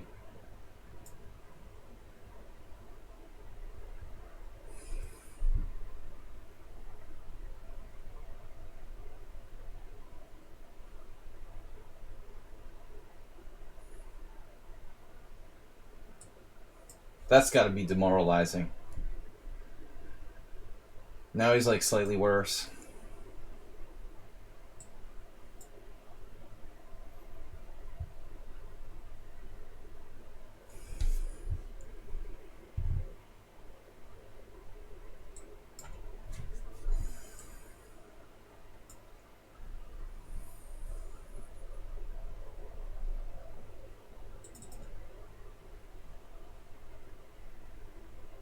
Alright, we got to draw out of it. That was terrible. I'm going to pause for a minute. Another lost position. Then I got to draw out of it, though. That's good. We're just lucky he dropped the pawn. I was lost after 12 moves. Anyway, I mean, I don't have any realistic winning chances there. I'm just lucky to have survived. I'm going to take a break and do another game analysis. So, next up was, I got Princess and Rossador. Princess.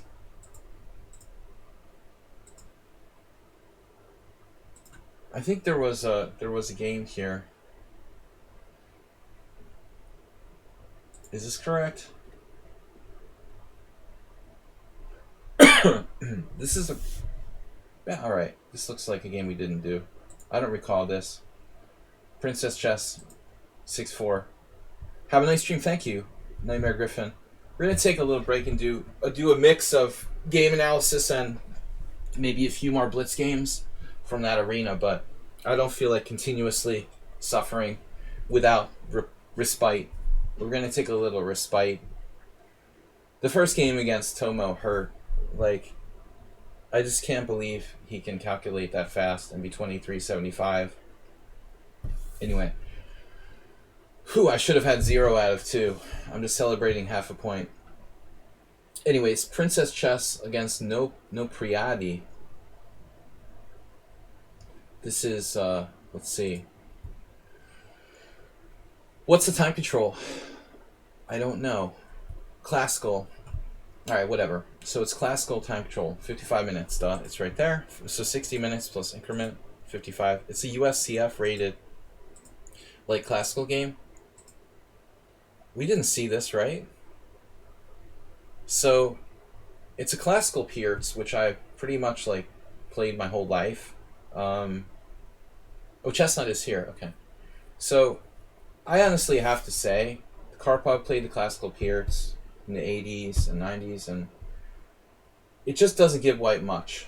But if you play, you know, the, like, 150 attack or whatever with Bishop E3...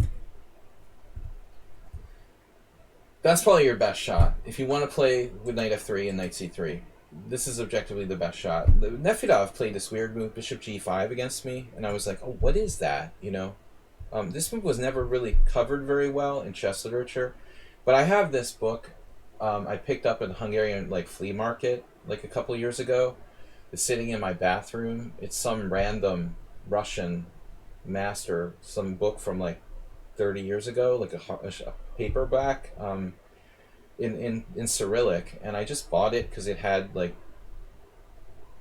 some old newspaper clipping, like, glued to it, like some old Hungarian games. They had taken out Hungarian Grandmaster games and pasted in. They were selling it in the flea market. So, but the funny part of the long story is that, like, this variation just the other day, I thought Nefedov just randomly played against me, but it's a thing, you know? It's a thing. It's like, it's a variation. I never thought it was anything significant. But your opponent's move here, you know, that's a real thing. But your opponent's move here, like C6, this is very weird. So he's basically playing like a hybrid. It's interesting, too. It's a hybrid of the Pribble or check defense and the Pierce. So this is interesting. It's as if... I mean, I don't know what the experts on the check defense say, but like C6, if you were to be a chicken and play Knight F3, maybe some of those check defense guys will, oh, okay, you're going to play Knight F3, I'll play G6. If you're going to play a lame move like Knight F3, well, I'll just go back into a Pierce. But there's the other perspective of, like, okay, it's a lame check defense for white, because F4 is like the critical move against the check defense. Absolutely. I have to ask, like, Varouj and Akobian what the expert is here, or what the best is here. But this is a princess game. I'm just trying to say, in a long roundabout way, that C6 doesn't seem like it should be a good move, you know. And all the modern lines against the classical, let's say Bishop G7, Bishop E2, castles, Rook E1, castles. This is like old school way of playing the position. Like modern Pierce players don't really do this anymore. The better ways of playing, there are more interesting ways of playing here. A6 is suspect number one. We can play A6, we can toy around with knight C6, we can play flexibly. White has no real threats. There's the extended fianchetto with B5 and like bishop B7. So it's a much more interesting way to play than the classic like Timon played in the 80s against Karpov with C6.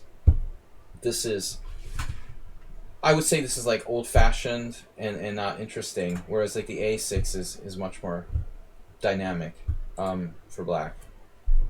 Anyways, but you played against somebody who's playing here, C6 right away, and that makes sense when white is doing some super ultra aggressive stuff. So he's obviously expecting you to play bishop E3. So I say you call his bluff by not doing the aggressive stuff. You go into a quiet Karpovian sort of setup with bishop E2 castles, and now C6 it's not that great a line for black. If you play bishop E3, C6, B5, knight on BD7, they're ready for that queenside stuff. Anyways, okay, now we're in the twilight zone with bishop G5.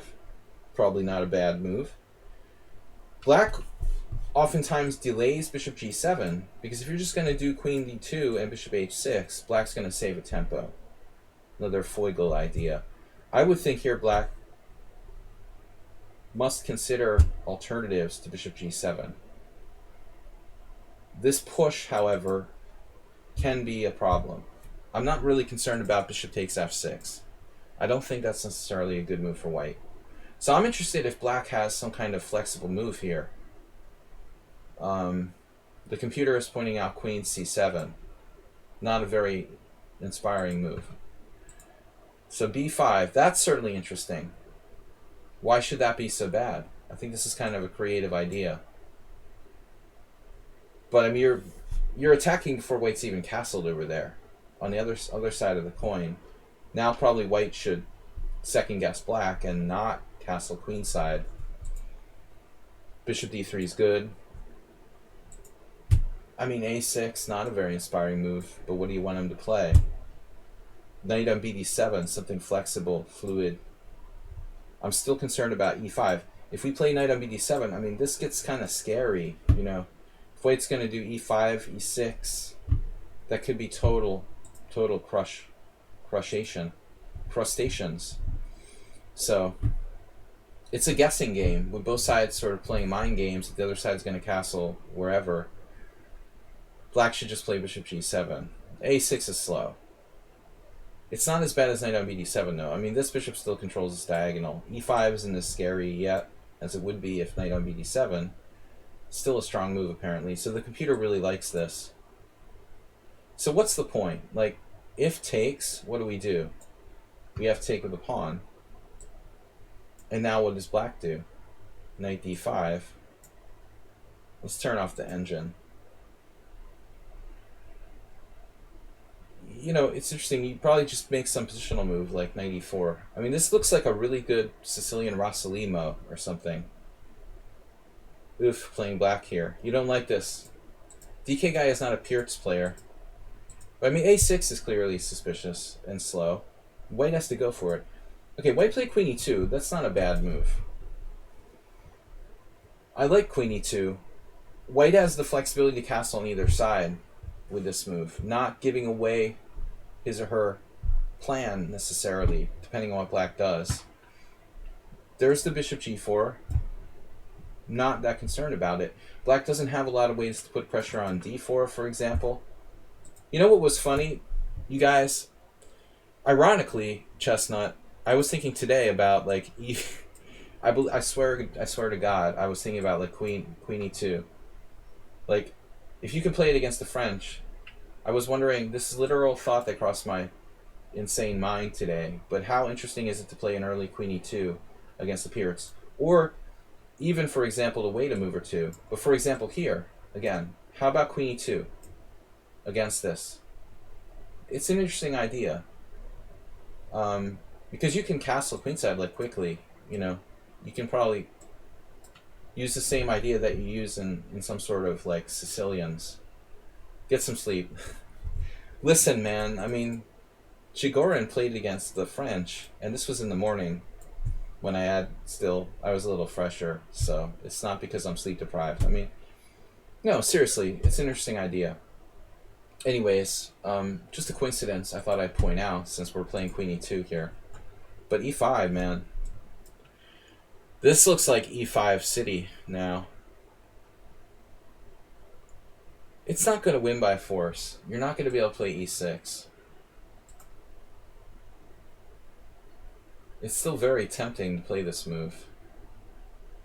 This B5 is such a weakening of black's queenside. If you're not going to castle queenside, it seems like a big waste of time. You had, what? You saw a game today, E4, C6, Knight C3, D5, Queen E2. D5, Queen E2. Interesting. In the Karo Khan, taking out the DK guy. So castles, castles. I mean, I feel like it's almost transposing into some sort of normal position now. White hasn't really tried to punish black, but I mean, you gotta look for this move.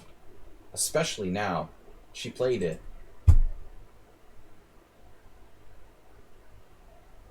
Asterbate, take note. That move, if you wait another move, and black's going to be fine. If black gets in E5, Queen C7 is all about playing E5. And I think black would have been fine. So you almost have to play this move. Any kind of ordinary move, you have nothing. You know, rook E1, E5. White has really nothing. This is literally forced. E5 takes. And I mean, here you have an option to take with the knight. I'm a little worried about the D4 square. You know, how do we protect that? Strange as it sounds, like takes rook D8. I mean, maybe it's not a problem, but this is a little awkward to protect. You probably have to pull your bishop back. I still like white. You have a central pawn, you have a strong knight, strong-ish knight on E5, like my last opponent, where I swindled a draw.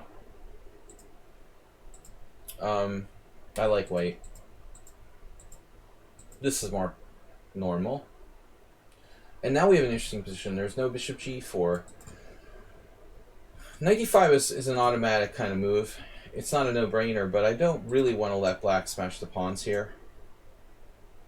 I think you need to consider Knight E4. But then black might have bishop F5. He might have Knight B4, just trading off your bishop. Might have C5. So there are various problems with Knight E4. It's a safe move, but you're trading pieces. You're bringing a pawn to the center, which is strong. White has a space with E5, very fundamental position. You're better here, but are you making a concession? Are we making a concession with this move? I'm just trying to teach you guys not to make moves like, you know, no-brainer. Because stupidity is contagious. Just ask the White House. Knight takes D5. I want to consider all my options. Even allowing black to take here. A4, the computer's second best move. Would you consider that move, for example? Would you consider letting your pawn structure go? That's the kind of creative thinking I like. The problem with this move is that it simplifies the position considerably. White is better, but you're simplifying. Queen E3. Good move, but it's not developing.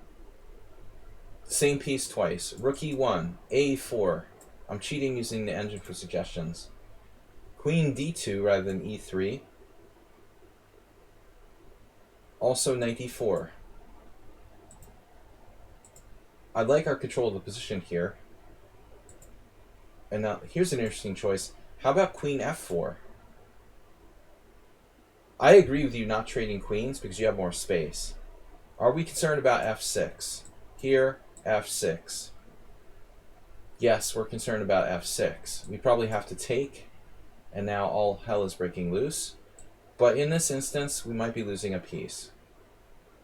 Unfortunately, this requires a lot of calculation, but it doesn't look good. So, nothing there. It's a ghost house. I mean, you can sack a piece if you want to. I'm not liking it. If we had Yeah, it's gone. So unfortunately, I'd like to play queen f4. How about knight d4 for you as an alternative? You've sealed off the king side. White has a space advantage, kind of natural attack, but our advantage is limited. I don't want to trade queens, so queen d2 is good. Knight c6, rook e1. This also okay. I also don't mind rook e1. Developing moves are generally a good idea. Just can't emphasize the fundamentals enough. Your rooks are unhappy here. They're like neglected. Orphans that feel hurt that you don't love them, you know. Bishop h6 is a good move strategically. And you're all business. Rook e1 feels loved. Alright. Everybody feels loved now. White is slightly better. Here. Ugh. Wonder how DK like feels about this move. DK guy, you like the French defense. E6 is like turning my stomach. Already black has weaknesses on the dark squares, and he's going to make more with e6 whilst blocking his bishop. I would think, you know, even f6 is an option, actually, for black. Probably none of the above. This is horrible. You know, he's asking for trouble. I'm immediately attached to the idea of h4. But Petrosian might consider something else. What would Rubinstein play here? What would Petrosian play with white?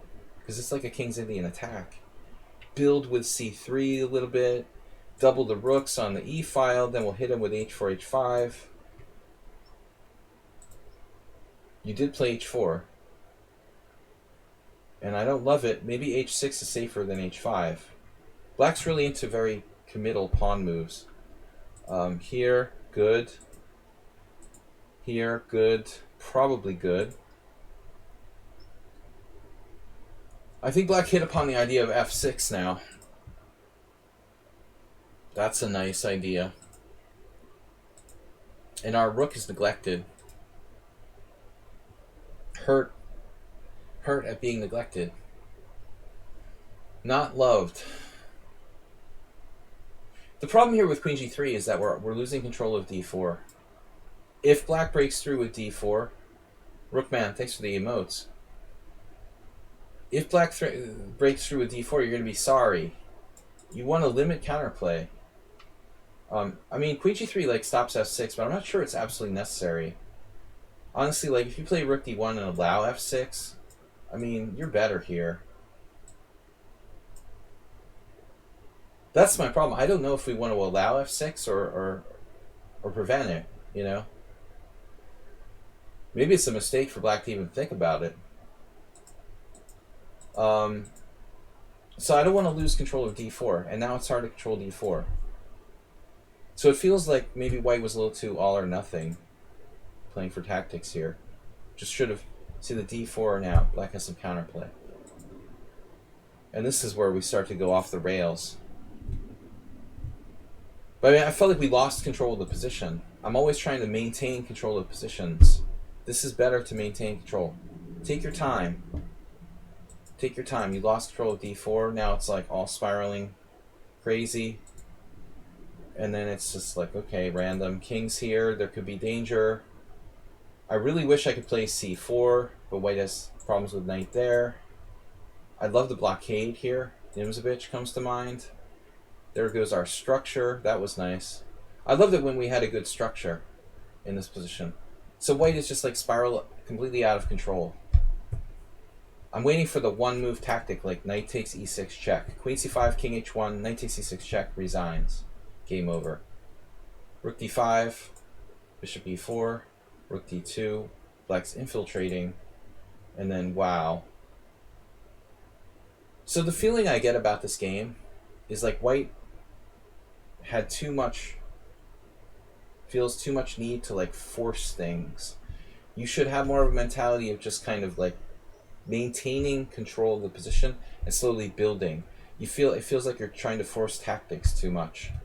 Anyway, I got to go back to the tournament. So it looks like white went off the rails here.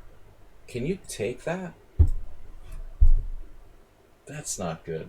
That's not a good move. It just, you're not threatening anything.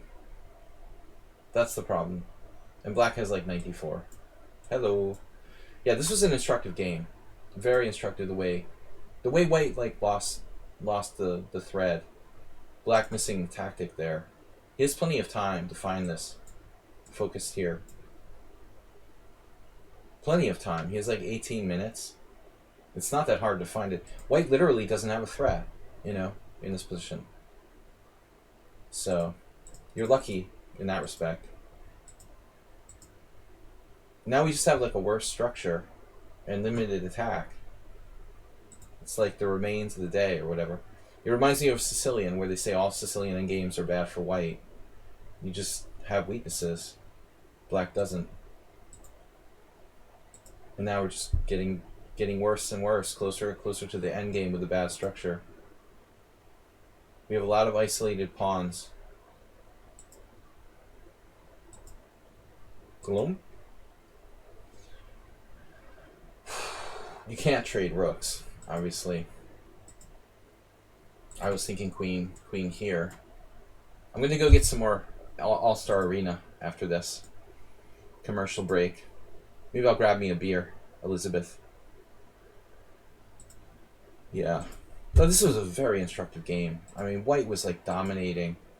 What happened now? Wow. I thought it was over. Black put all of their money on this B pawn, and it's like +8, and then all of a sudden, it should have been over. And again, like, I'm not sure white actually has a threat. I mean, D5.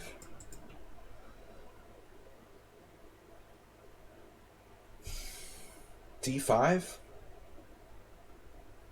That is a threat.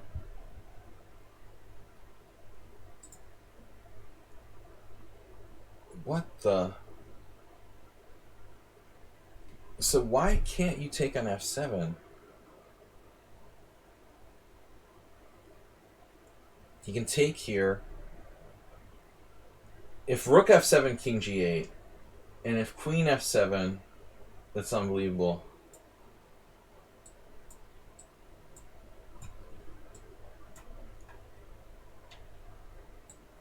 No, I'm not understanding completely here. Check, Queen G7, Queen F4, yeah.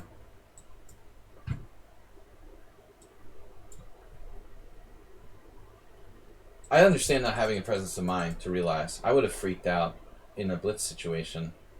Like, it doesn't look like there's any way black can let you take on F7. It's a kind of anomaly. This looks crazy, like there's no way you get away with taking F7, letting white come down here. But it actually doesn't work. And now you're winning. Unbelievably. The queen is like perfectly placed, stopping that pawn like a rook, attacking F7. White is winning almost. And then, yeah, I mean pawn takes with rook behind pawn. That's not winning directly, but there's no perpetual. Black probably has to play like Queen F8. At the end of the day, now it's like two passed pawns against one. White must be clearly better. That was a strange turnaround for this game.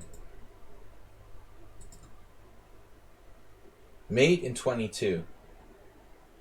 Obviously. And now just black is better. Holy game.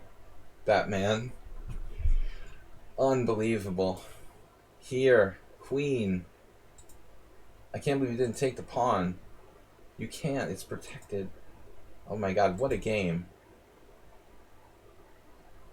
Where's the win?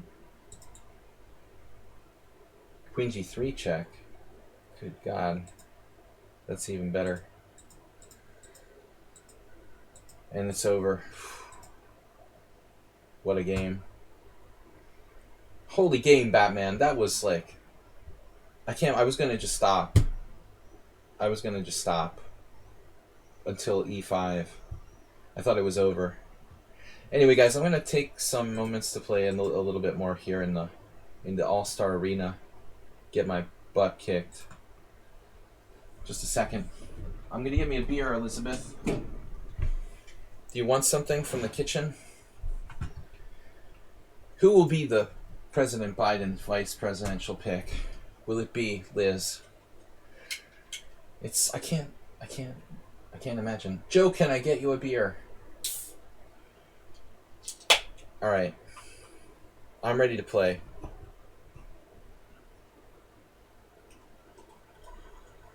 Just a second.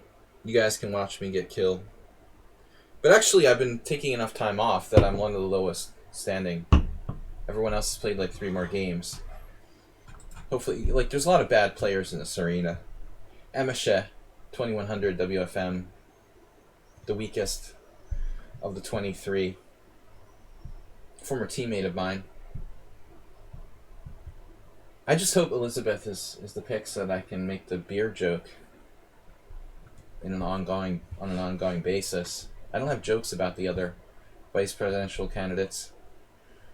And since I'm a former Bostonian, and Liz is a Harvard professor, I can make jokes. We have a connection. We have a deep connection. Anyways, arbitrage. I've never played this guy, I don't think, in any sort of game. He plays the Verisov. Whoa. Wow. Oh no. Coach Ah, where are we? The Coach Ah variation. This is just too solid for black. Man, I've had some wicked games. Bishop b4, right? I've even played that.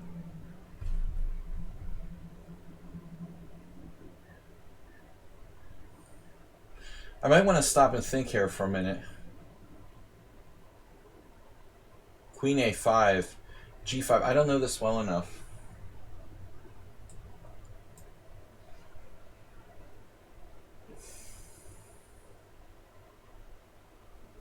Queen a5 looks dangerous. Maybe I'm too all in here, you know, about knight e4. I'd just be willing to play like knight d7.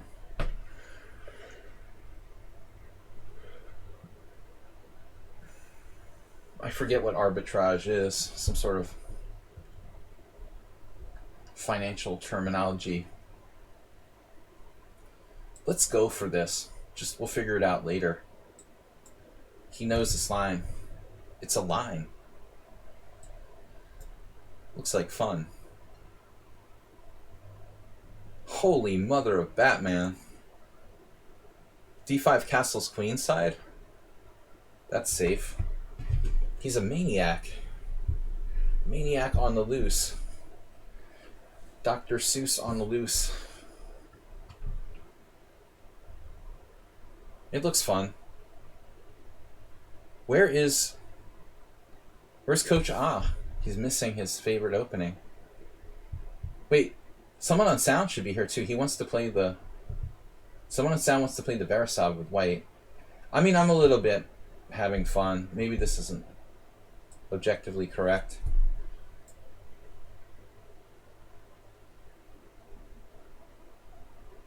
But it looks fun. Irresistible. Mate is mate. Mate burger.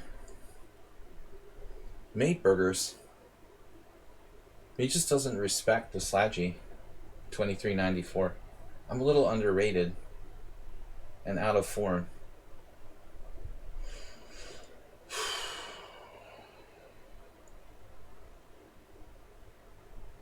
Jacques Peter.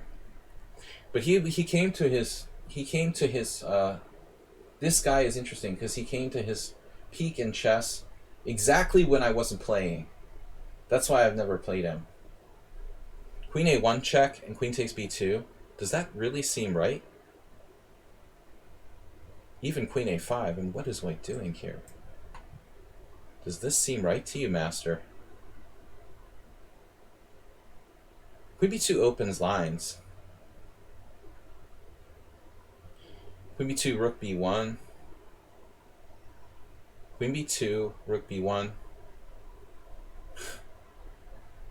Damn, dude. Bishop b4 check doesn't help. Queen b2. Where should he go?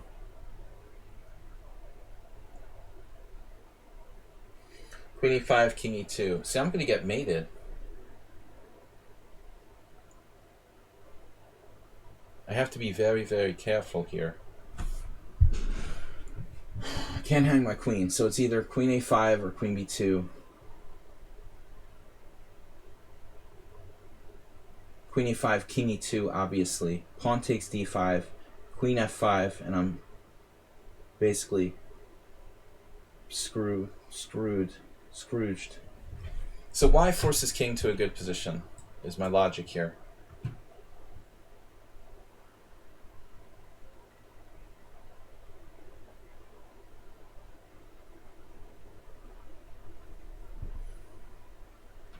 This check is pivotal. f5. e5. e5 is a possibility. So I'm really busted. That's unbelievable. Some sort of calm move now. There is no calm move in such a position.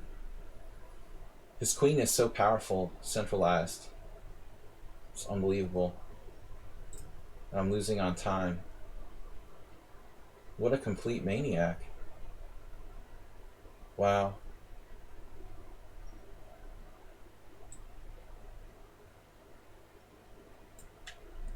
I don't know what to do. I'm just busted. Looks like I'm just busted. I have no move. That's unbelievable.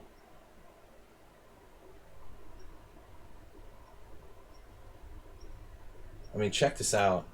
Are you serious? White's just winning with a walk to e2? That's unbelievable. It's a winning position. Walking his king to e2. Oh my god. So every move is like engine number one suggestion. It's all been played through here, but Navarro played knight e7. I can't believe this just works. And he knows this?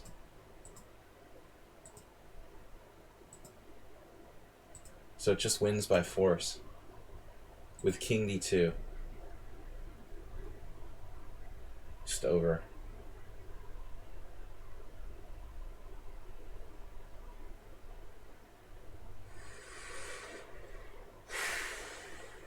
There's nothing you can do. I mean, I normally wouldn't risk this, but I just sort of trusted my intuition. It's just lost. Unbelievable. Wow. Like a bad Sicilian. There's no move. Well, that was instructive. I take it my opponent has played that before. The Verisov was a very forcing opening. So he's literally probably played that position like 20 times and analyzed it with a computer. But me not. I've never played knight e4. I also think that I might not want to play queen a5 next time. If I have a choice, I think it might be better to play bishop e4 and not play queen a5. If I'm going to retreat my knight back to d7, the variation is actually nothing for white. But we better study it a little bit deeper. Take it for the love of God. Take what? Take the pawn on d5? He just plays queen f5 check. I mean, I'm just losing in one move. Is that what you're talking about, DK guy? I mean, I'm trying to find a move in a position where there is no move, thus losing on time. I was -4 with no moves. Nothing to do there. But we learned something important. That's the good part. Let's see how Schieberspieler is doing. He's not in the top 10. That's bad.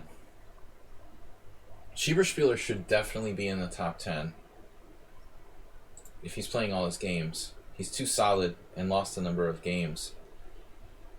But the last time's winner is running bad. I didn't realize it was that bad. I mean, But the guy's literally an expert on that position, it turns out. I think the Verisog was like garbage. I played Schieberspieler. That's funny. He literally was one of the reasons why I played in this. No.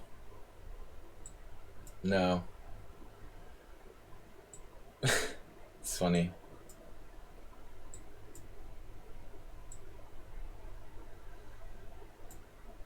I'm too lazy to think of something new. The Fridman ruined my GM norm variation.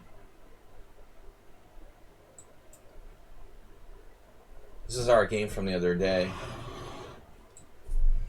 I had this tournament where Fridman was like my roommate, and I had like +3 with a good chance of a GM norm, and I had to play on my rest day. I volunteered to play on my rest day, and my roommate beat me and ruined my run. So what did I play last time? I can't remember. I played Bishop G5, and it turns out this was like on my own. It turns out that's the best move for white. I found it on my own on the stream on the other night.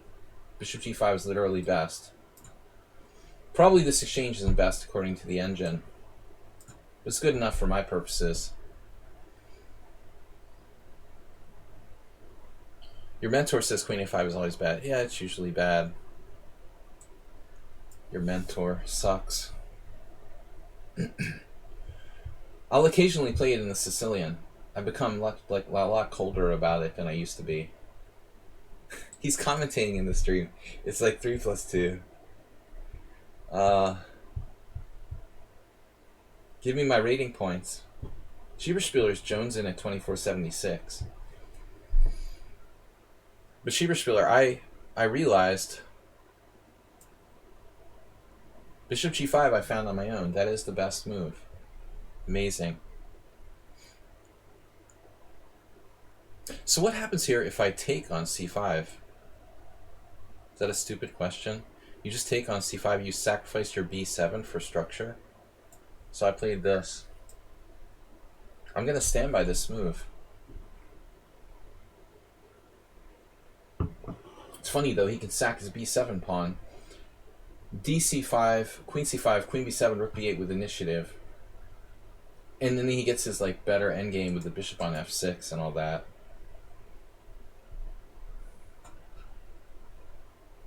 So, same thing, I gotta play D5. And he finds the amazing this. The amazing this. It's all been verified by engine analysis. Now I've got to be careful not to play as badly as I played the other day. Maybe we can improve. Schieberspieler standing by his analysis. Is Queen A4 better? Why do I need to play Queen A5? This is my improvement. Maybe it's an unimprovement. This is my unimprovement on the other day.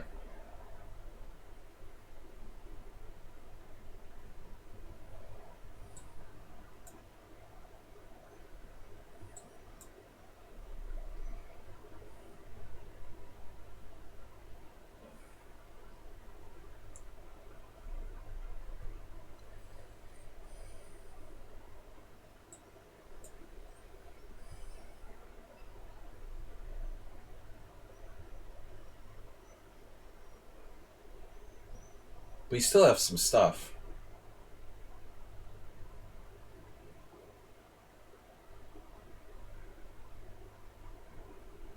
He's threatening me.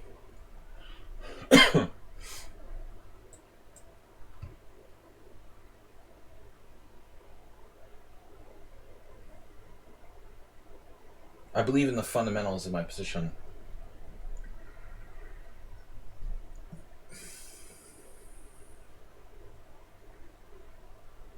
There are D6 tricks, Queen H6, Knight G5. exchange sacrifices.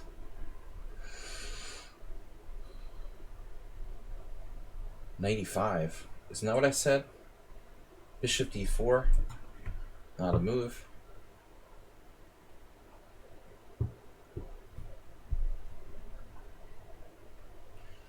Five-car pileup on I-95. So he learned this from the computer.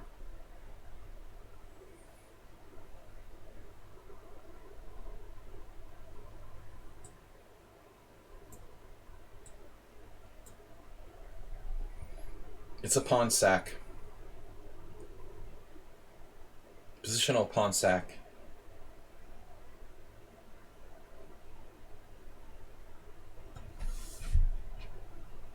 Anonymous Gifter gave me on Twitch a tier 1 sub.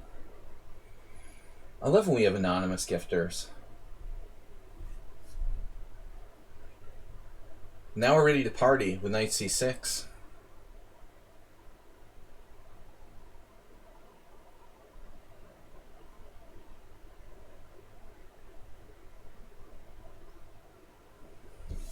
Where's his time?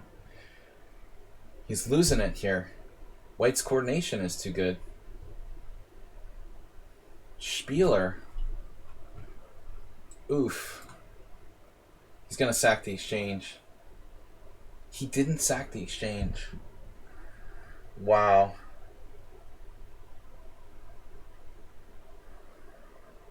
What?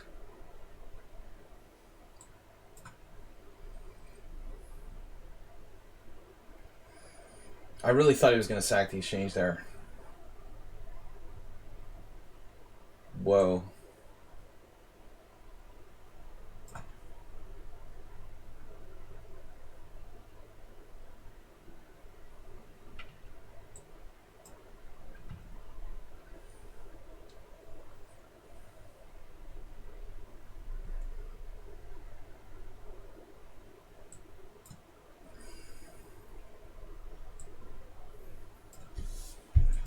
We got our points back against our own friend. We had to beat on our own friend. He's just losing on purpose to make me feel better. Just trying to make me feel better. Thanks, man. But I believe it. Look at that Tomo guy who's in 4th place. Unbelievable. Let's take a break. We'll take a break. One more game. Back to the analysis board. Now we're going to analyze the Schieber-Spieler game. Just kidding. Alright, Rossador. Rossador game for analysis. You have a great game here. It's very nice. Trap and the Hyper-Accelerated Dragon called a Dewberry. Yeah, I've heard of this. The Dewberry variation. It's an old Irish name. Eric Rosen did analysis on it. You can see a clip. Alright, let's just see the game. Where's the game? You didn't attach the game. Is he here?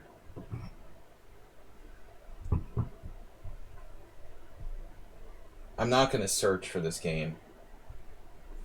If Rossador is still here, we'll have him submit the game. Sorry, Schieber-Spieler. Was a good fight, though. But I mean, it's similar to the last game where I feel like maybe you were too all in for the win. You should just try to hold at some point.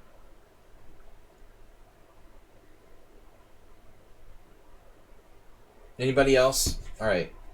We'll wait on that. Rookman. The Rookman has a game for analysis with actual game attached. Complete with game attached. Ban Zeus. Zeus has been banned. The Ban Zeus FM.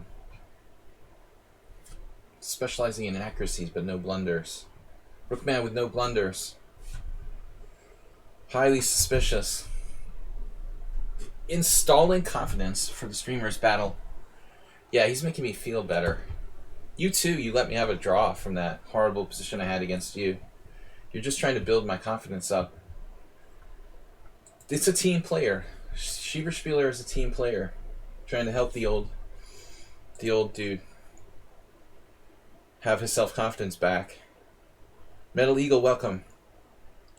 So Dem Hildegan was like not rook e6. You're serious? I had like rook e6? Like a sack on e6? I had like rook e6, like directly, rook e6, pawn e6, queen e6, and like win his rook on c8. Missed it. Yeah, I just totally did. It's too subtle for me. I can't see like rook sacrifices and two move combinations. Too brutal. That's just too brutal and not subtle enough. I don't want to manhandle my opponents like a caveman, No, too brutal. Ban Zeus is white against Rookman. So, alright, cool. Spanish. Spanish is a dying breed. I have an interesting... I was kind of hoping to see an open Spanish here. Plays bishop e7. So classic stuff. And d6. Anyways, this is Rookman's submission. He's playing black against the FM Ban Zeus. And the Chigorin variation is like all the rage. You know what's weird? When I started playing chess in the like mid 80s, pretty much like this has already started to be out of fashion. And the Chigorin variation of the Spanish was so unfashionable, like I never really like took it seriously. I never saw top games where anybody played Knight A5 and wasn't featured in the World Championship matches. Didn't see it ever in tournament games. And it's so weird that like this variation, which is named after Chigorin, which used to be like the main line, went into like hibernation for like 30 years. And it's back. I mean, it's kind of like come back as sort of like the main line for black, which is funny. I don't know, Chigorin was right. Though not everyone can play this kind of opening. Our own Alms is a fond practitioner of the Chigorin, but you've got to really like closed positions to play this stuff. I personally, I don't know. I think I like bishop e7 and I like knight b8. I mean, basically you have to like closed positions to play the closed Spanish with black. Obviously, doesn't really matter. Who's the youngest I am? Larry Christensen. No, I don't know. Some kind of random person.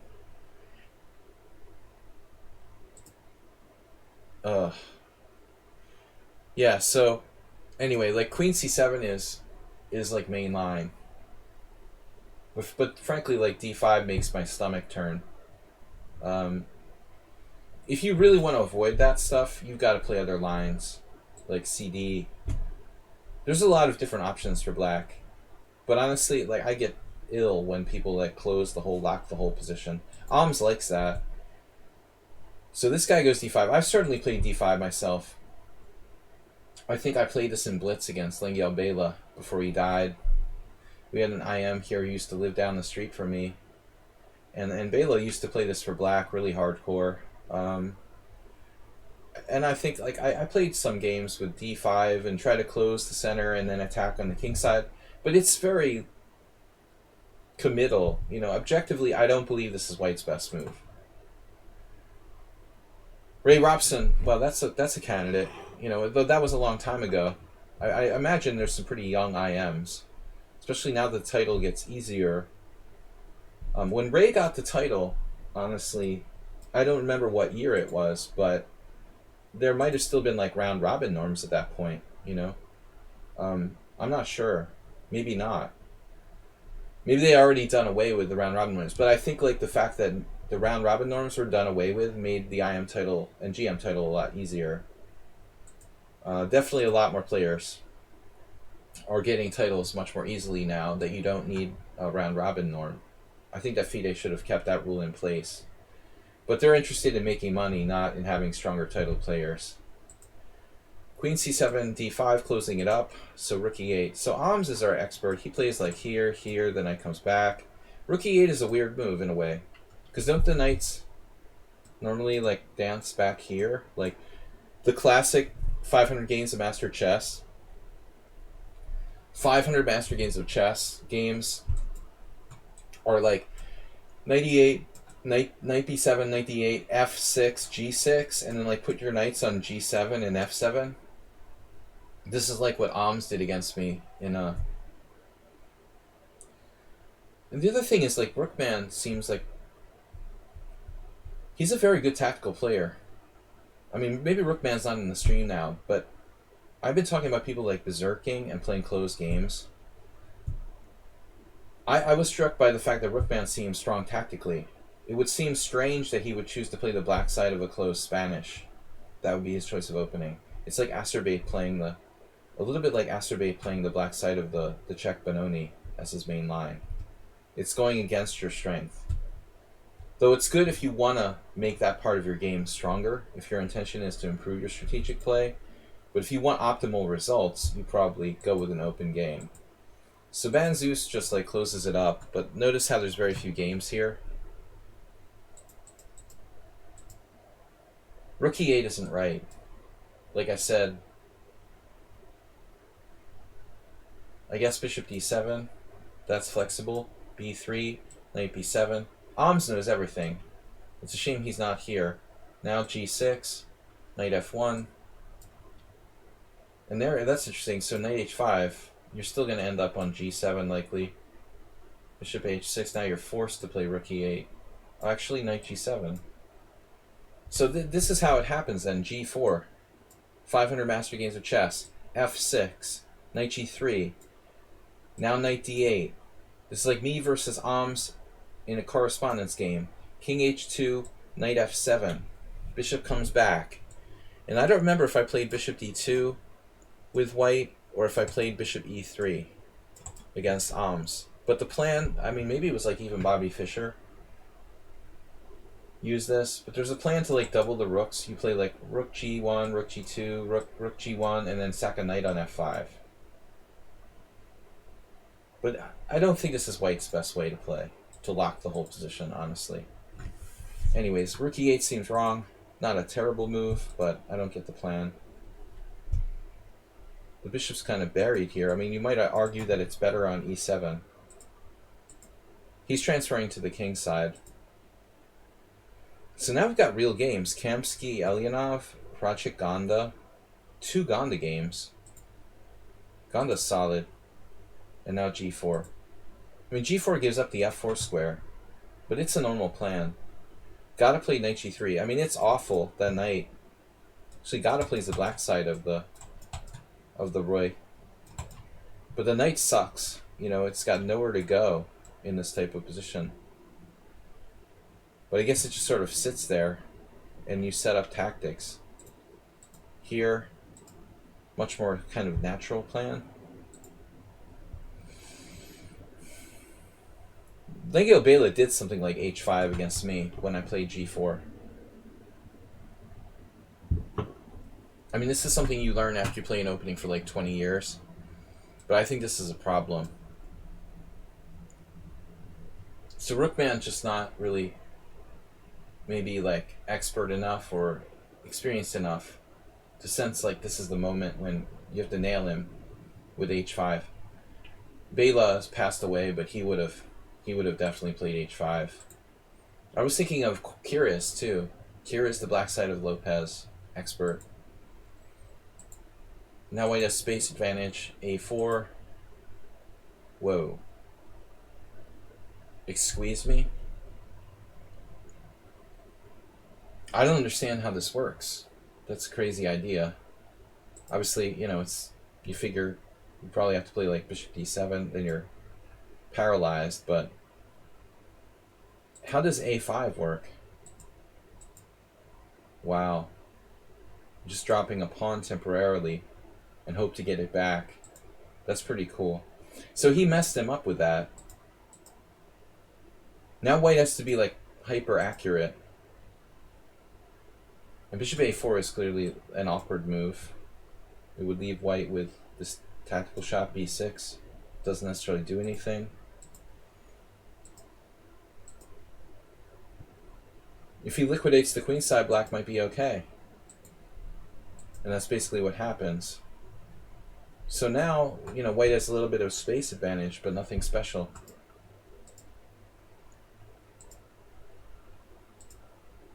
What was the time control? 18 seconds. Let's pull it.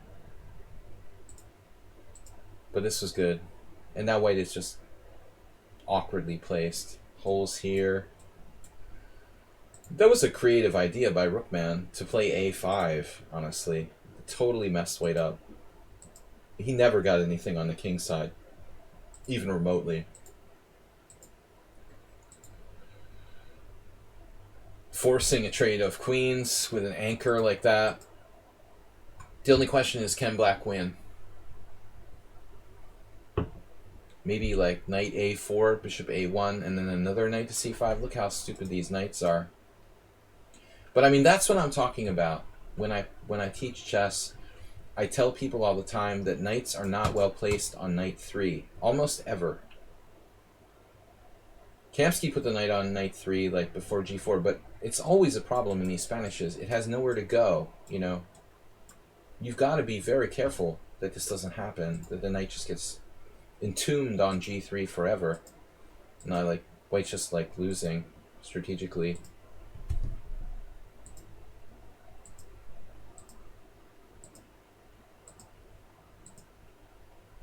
Game.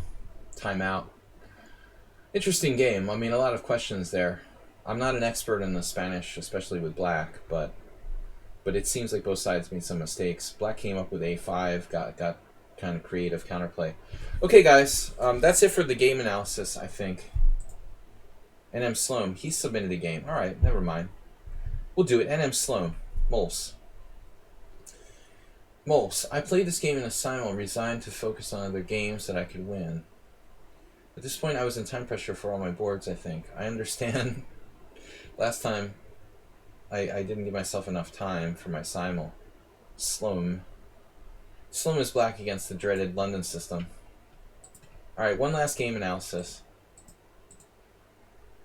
Flip. I don't want to see the London system with white.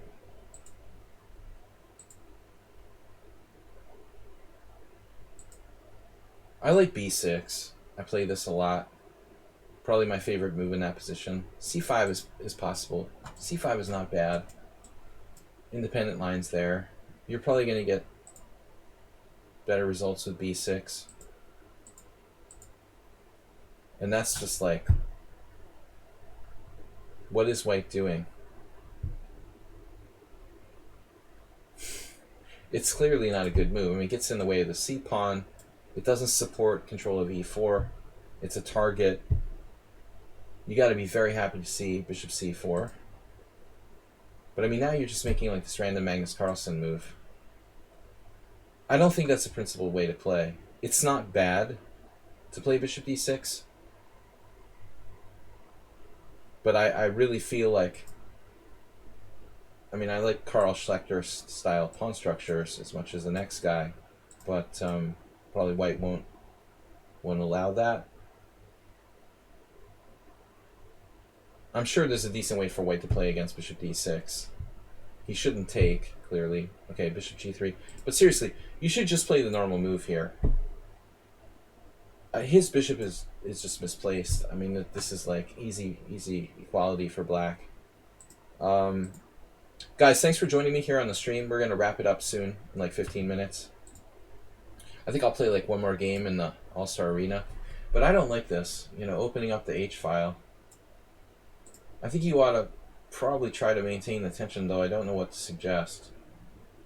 Maybe knight e4, honestly. I think I'd prefer to take it out with the knight. And if he exchanges, this doesn't look right. Knight e4 looks like a good move. What is the best move here, according to Engine? Engine likes taking.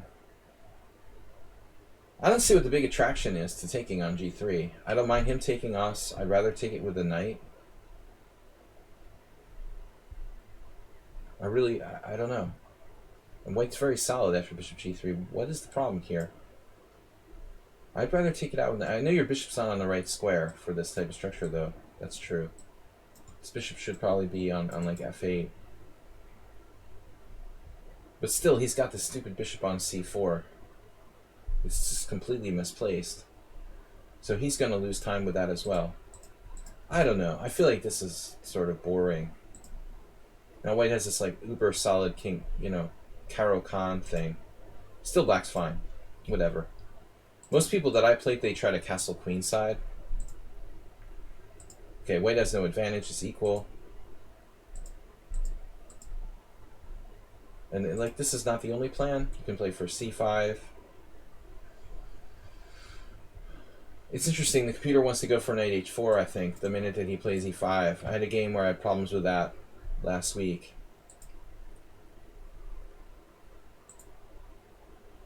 Maybe not catastrophic, but we're going to have to watch out and maybe play g6. This is horrific. I can't stress this enough. I can't stress it enough, like how bad this move is. So many people like just automatically make this exchange in this.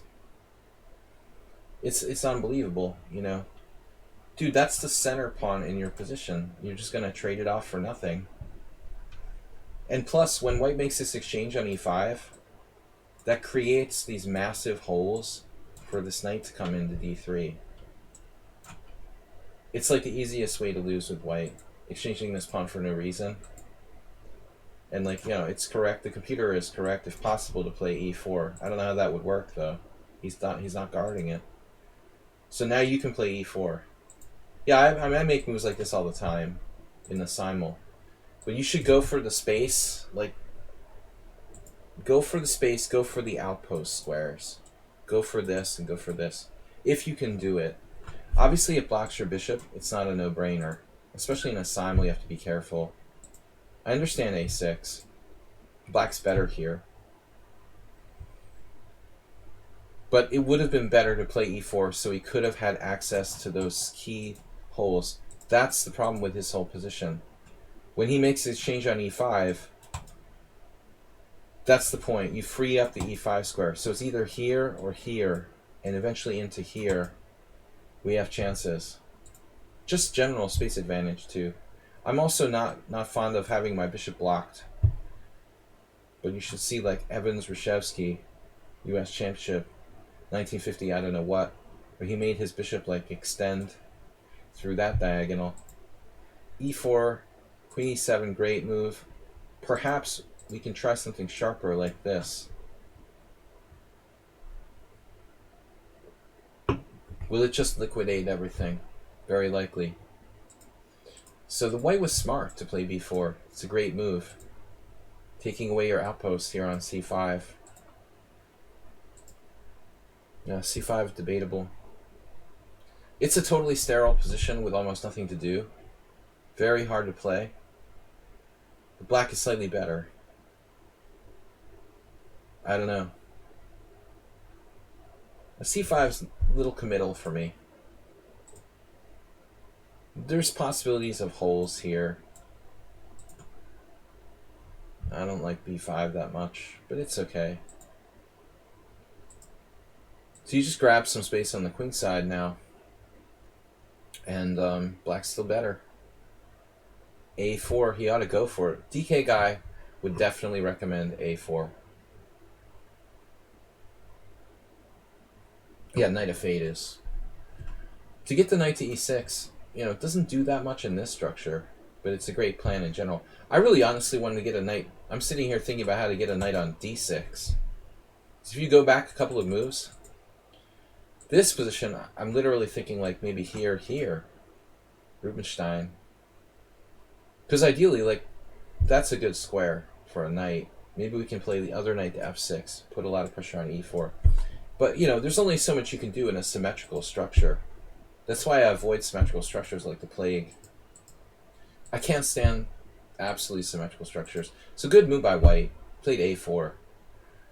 I'm not sure it's enough to save him. He's still worse spatially. A great try.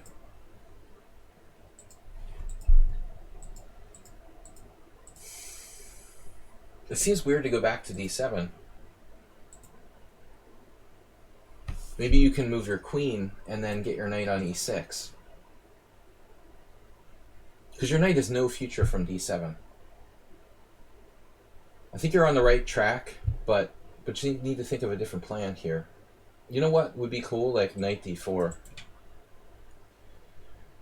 It's a little like a Spanish. Some kind of 96, 94 piece sack, and then rolling in the center. Yeah, he just went back. He realized, but there's nothing. It's just totally... Ugh, G4 is a sick move. G4 is ugly. Weakening already kind of crappy position. There is this. But everything's still fine. We're just better spatially. Pressure on e4. There's another possibility here of like rook e8, perhaps. I want to see this position. Rook e8's the best move, but it's not better for black. Yeah, there's that invasion here, which I'm really not happy about. But I think this position, rook e8, is better. You're threatening to take on e4. And I like the fact that white's queen is on g5. Really doing nothing. Hunting for some sort of cheapos with like knight h4. If knight h4, which black was probably concerned about, I guess we can calmly defend with the kind of scary looking like king h7 or something. In reality, there's no threat. That was slightly better. Yeah, I mean, I have no magic solutions for black. You have like a 0.1 advantage or it's equal, and you're trying to beat your opponent here. I don't like the situation how this happened on the queen side. You know, how he got in a4, a5. Honestly, like, then maybe we shouldn't have played b5. You know, maybe we shouldn't have even put our pawns on white squares. I don't like how this happened over here that much. But right now, we keep pressure on e4. We keep him tied down to e4. And I think we should be okay. Knight h4 is the best move. What's wrong with king h7?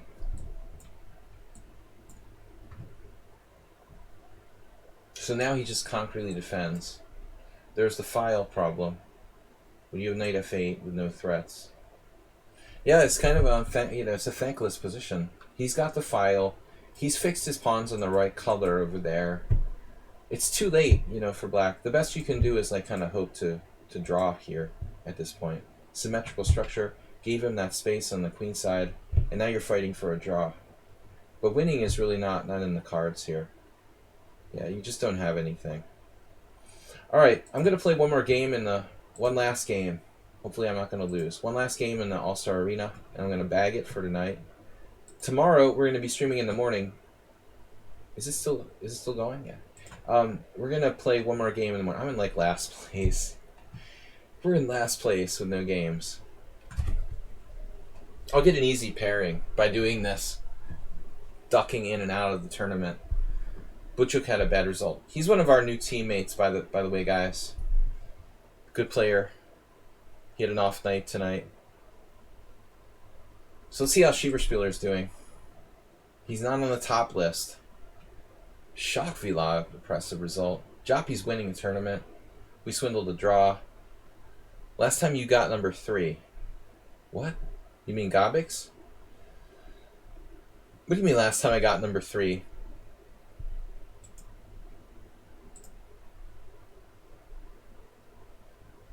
Arbitrage, yeah, arbitrage. But I mean, I didn't know he's like the world's leading expert on the white side of the the whatever it is, the Borisov. I've never played him before. All right, so this guy's not a Hungarian, I don't think. I don't know anything about him. He is a Hungarian. Okay, I still don't know who he is. He just has an Italian name. I assumed he was an Italian. Crazy. I grew up in a town with a lot of Italian kids, so people have Italian names. I assume they're Italian. Crazy like that.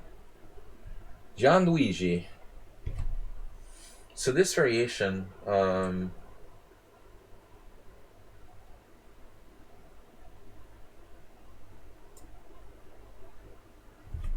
trendy.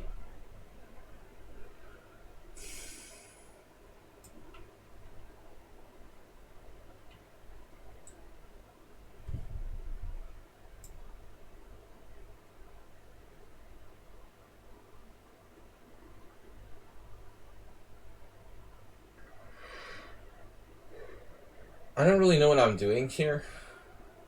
It's always a good thing.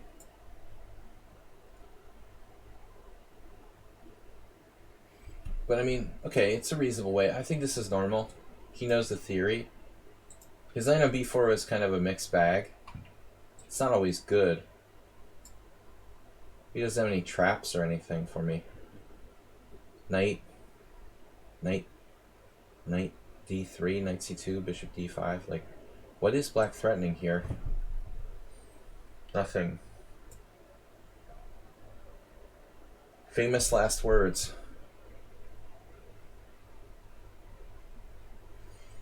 But I never studied the Catalan, I just played by feel.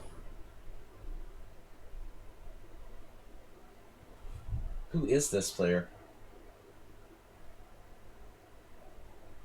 He's got 12 rapid games, that's a lot. But this is so... Golubov, what's his name? Golubov did this against me. Not Golubev, but Golubov. He basically like took and then got a draw. It's a safe kind of lame way for black to play, to give his bishop back. I mean, maybe I'm better here, but it's not much. We're talking about splitting hairs, probably.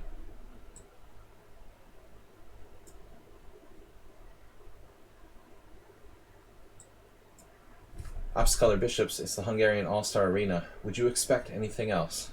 DK Guy. DK Guy warmed me up for this. I had this one Hungarian Arena where it was like All-Star Arena where like every single game I played was the English and an Ops color bishop endgame. But this is standard for a Catalan. We've got our Catalan bishop. We gave up our bad one. Usually knights are better than bishops in a closed position. White has some kind of microscopic advantage here. But I want to get in e5. The lever. White is a little bit better. It's hard for black to break free. So, he's obviously interested in he's interested in freeing himself, understandably, against the Sladgie. Has him in the shredder. The b6, not a good move. Or is it? Wow, that's crazy. It's a good thing I put my rook on b3, not on b2. I almost put it on b2. How ridiculous is that? Would b2 be a good square? It would be a different game now. Yeah, like a horrific blunder by my opponent.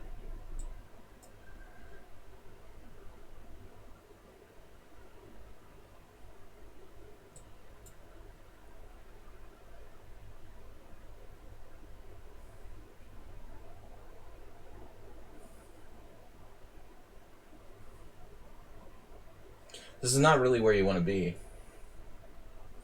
You don't understand, in the Simul Sunday, you always get to play against knight f3 or c4.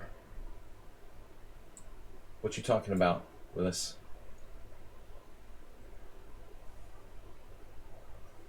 No confusing questions now. You understand me? Oh man, this could get ugly.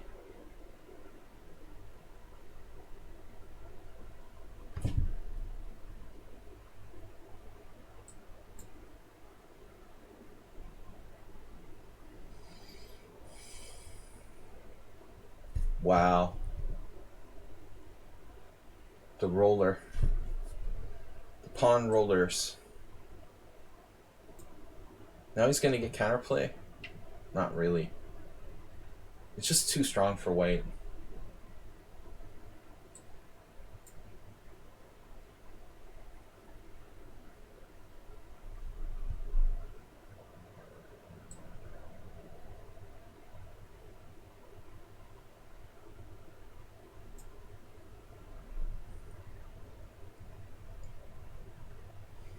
I don't know if I like his chances even in a pure ops color bishop endgame here.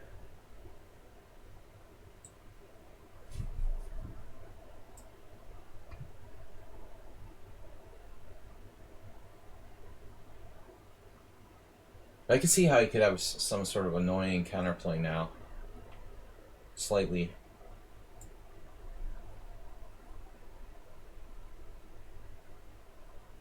But I mean, objectively, white is winning. In an arena, I would just resign rather than getting tortured here. But my opponent is a fighter. And who can blame him for that? Especially against me. I don't know if he should resign. Probably not.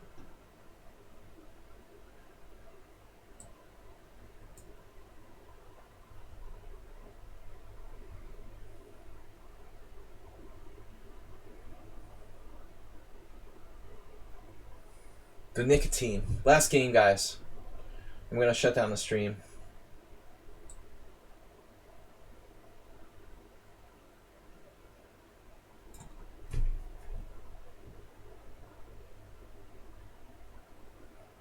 If I take with the pawn,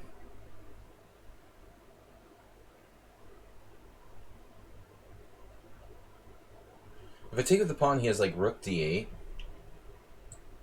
Strangely.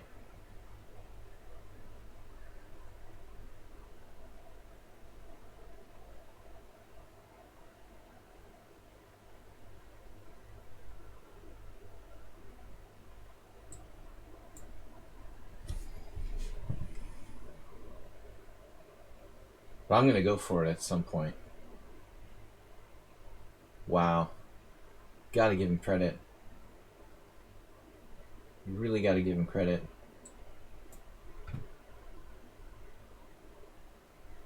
The master of defense.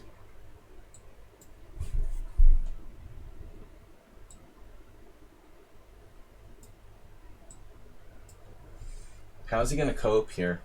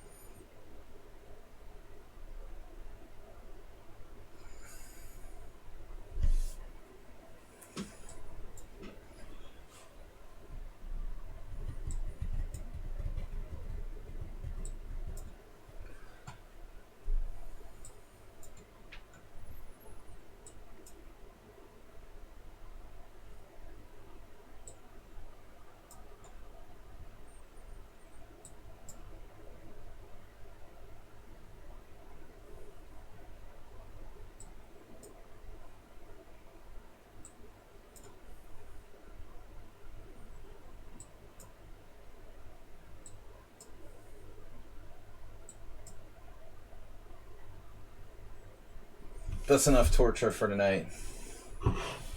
Alright. We're out. Good games. Thanks, everybody. Good night. Yoe Sokat. Good night, everybody. Thanks for tuning in to my stream. International Master William Pascal. We're done for tonight. We're not going to embarrass ourselves further.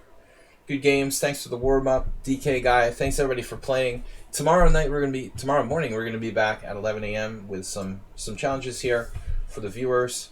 So tune in for that. It's really my pleasure to do this. It was nice to just play a few games, not the entire 2-hour arena.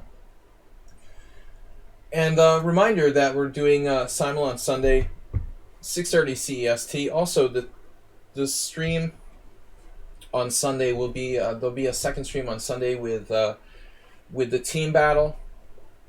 Sunday team battle at 3 o'clock CEST. So, Move 11, what's up? Good to see you.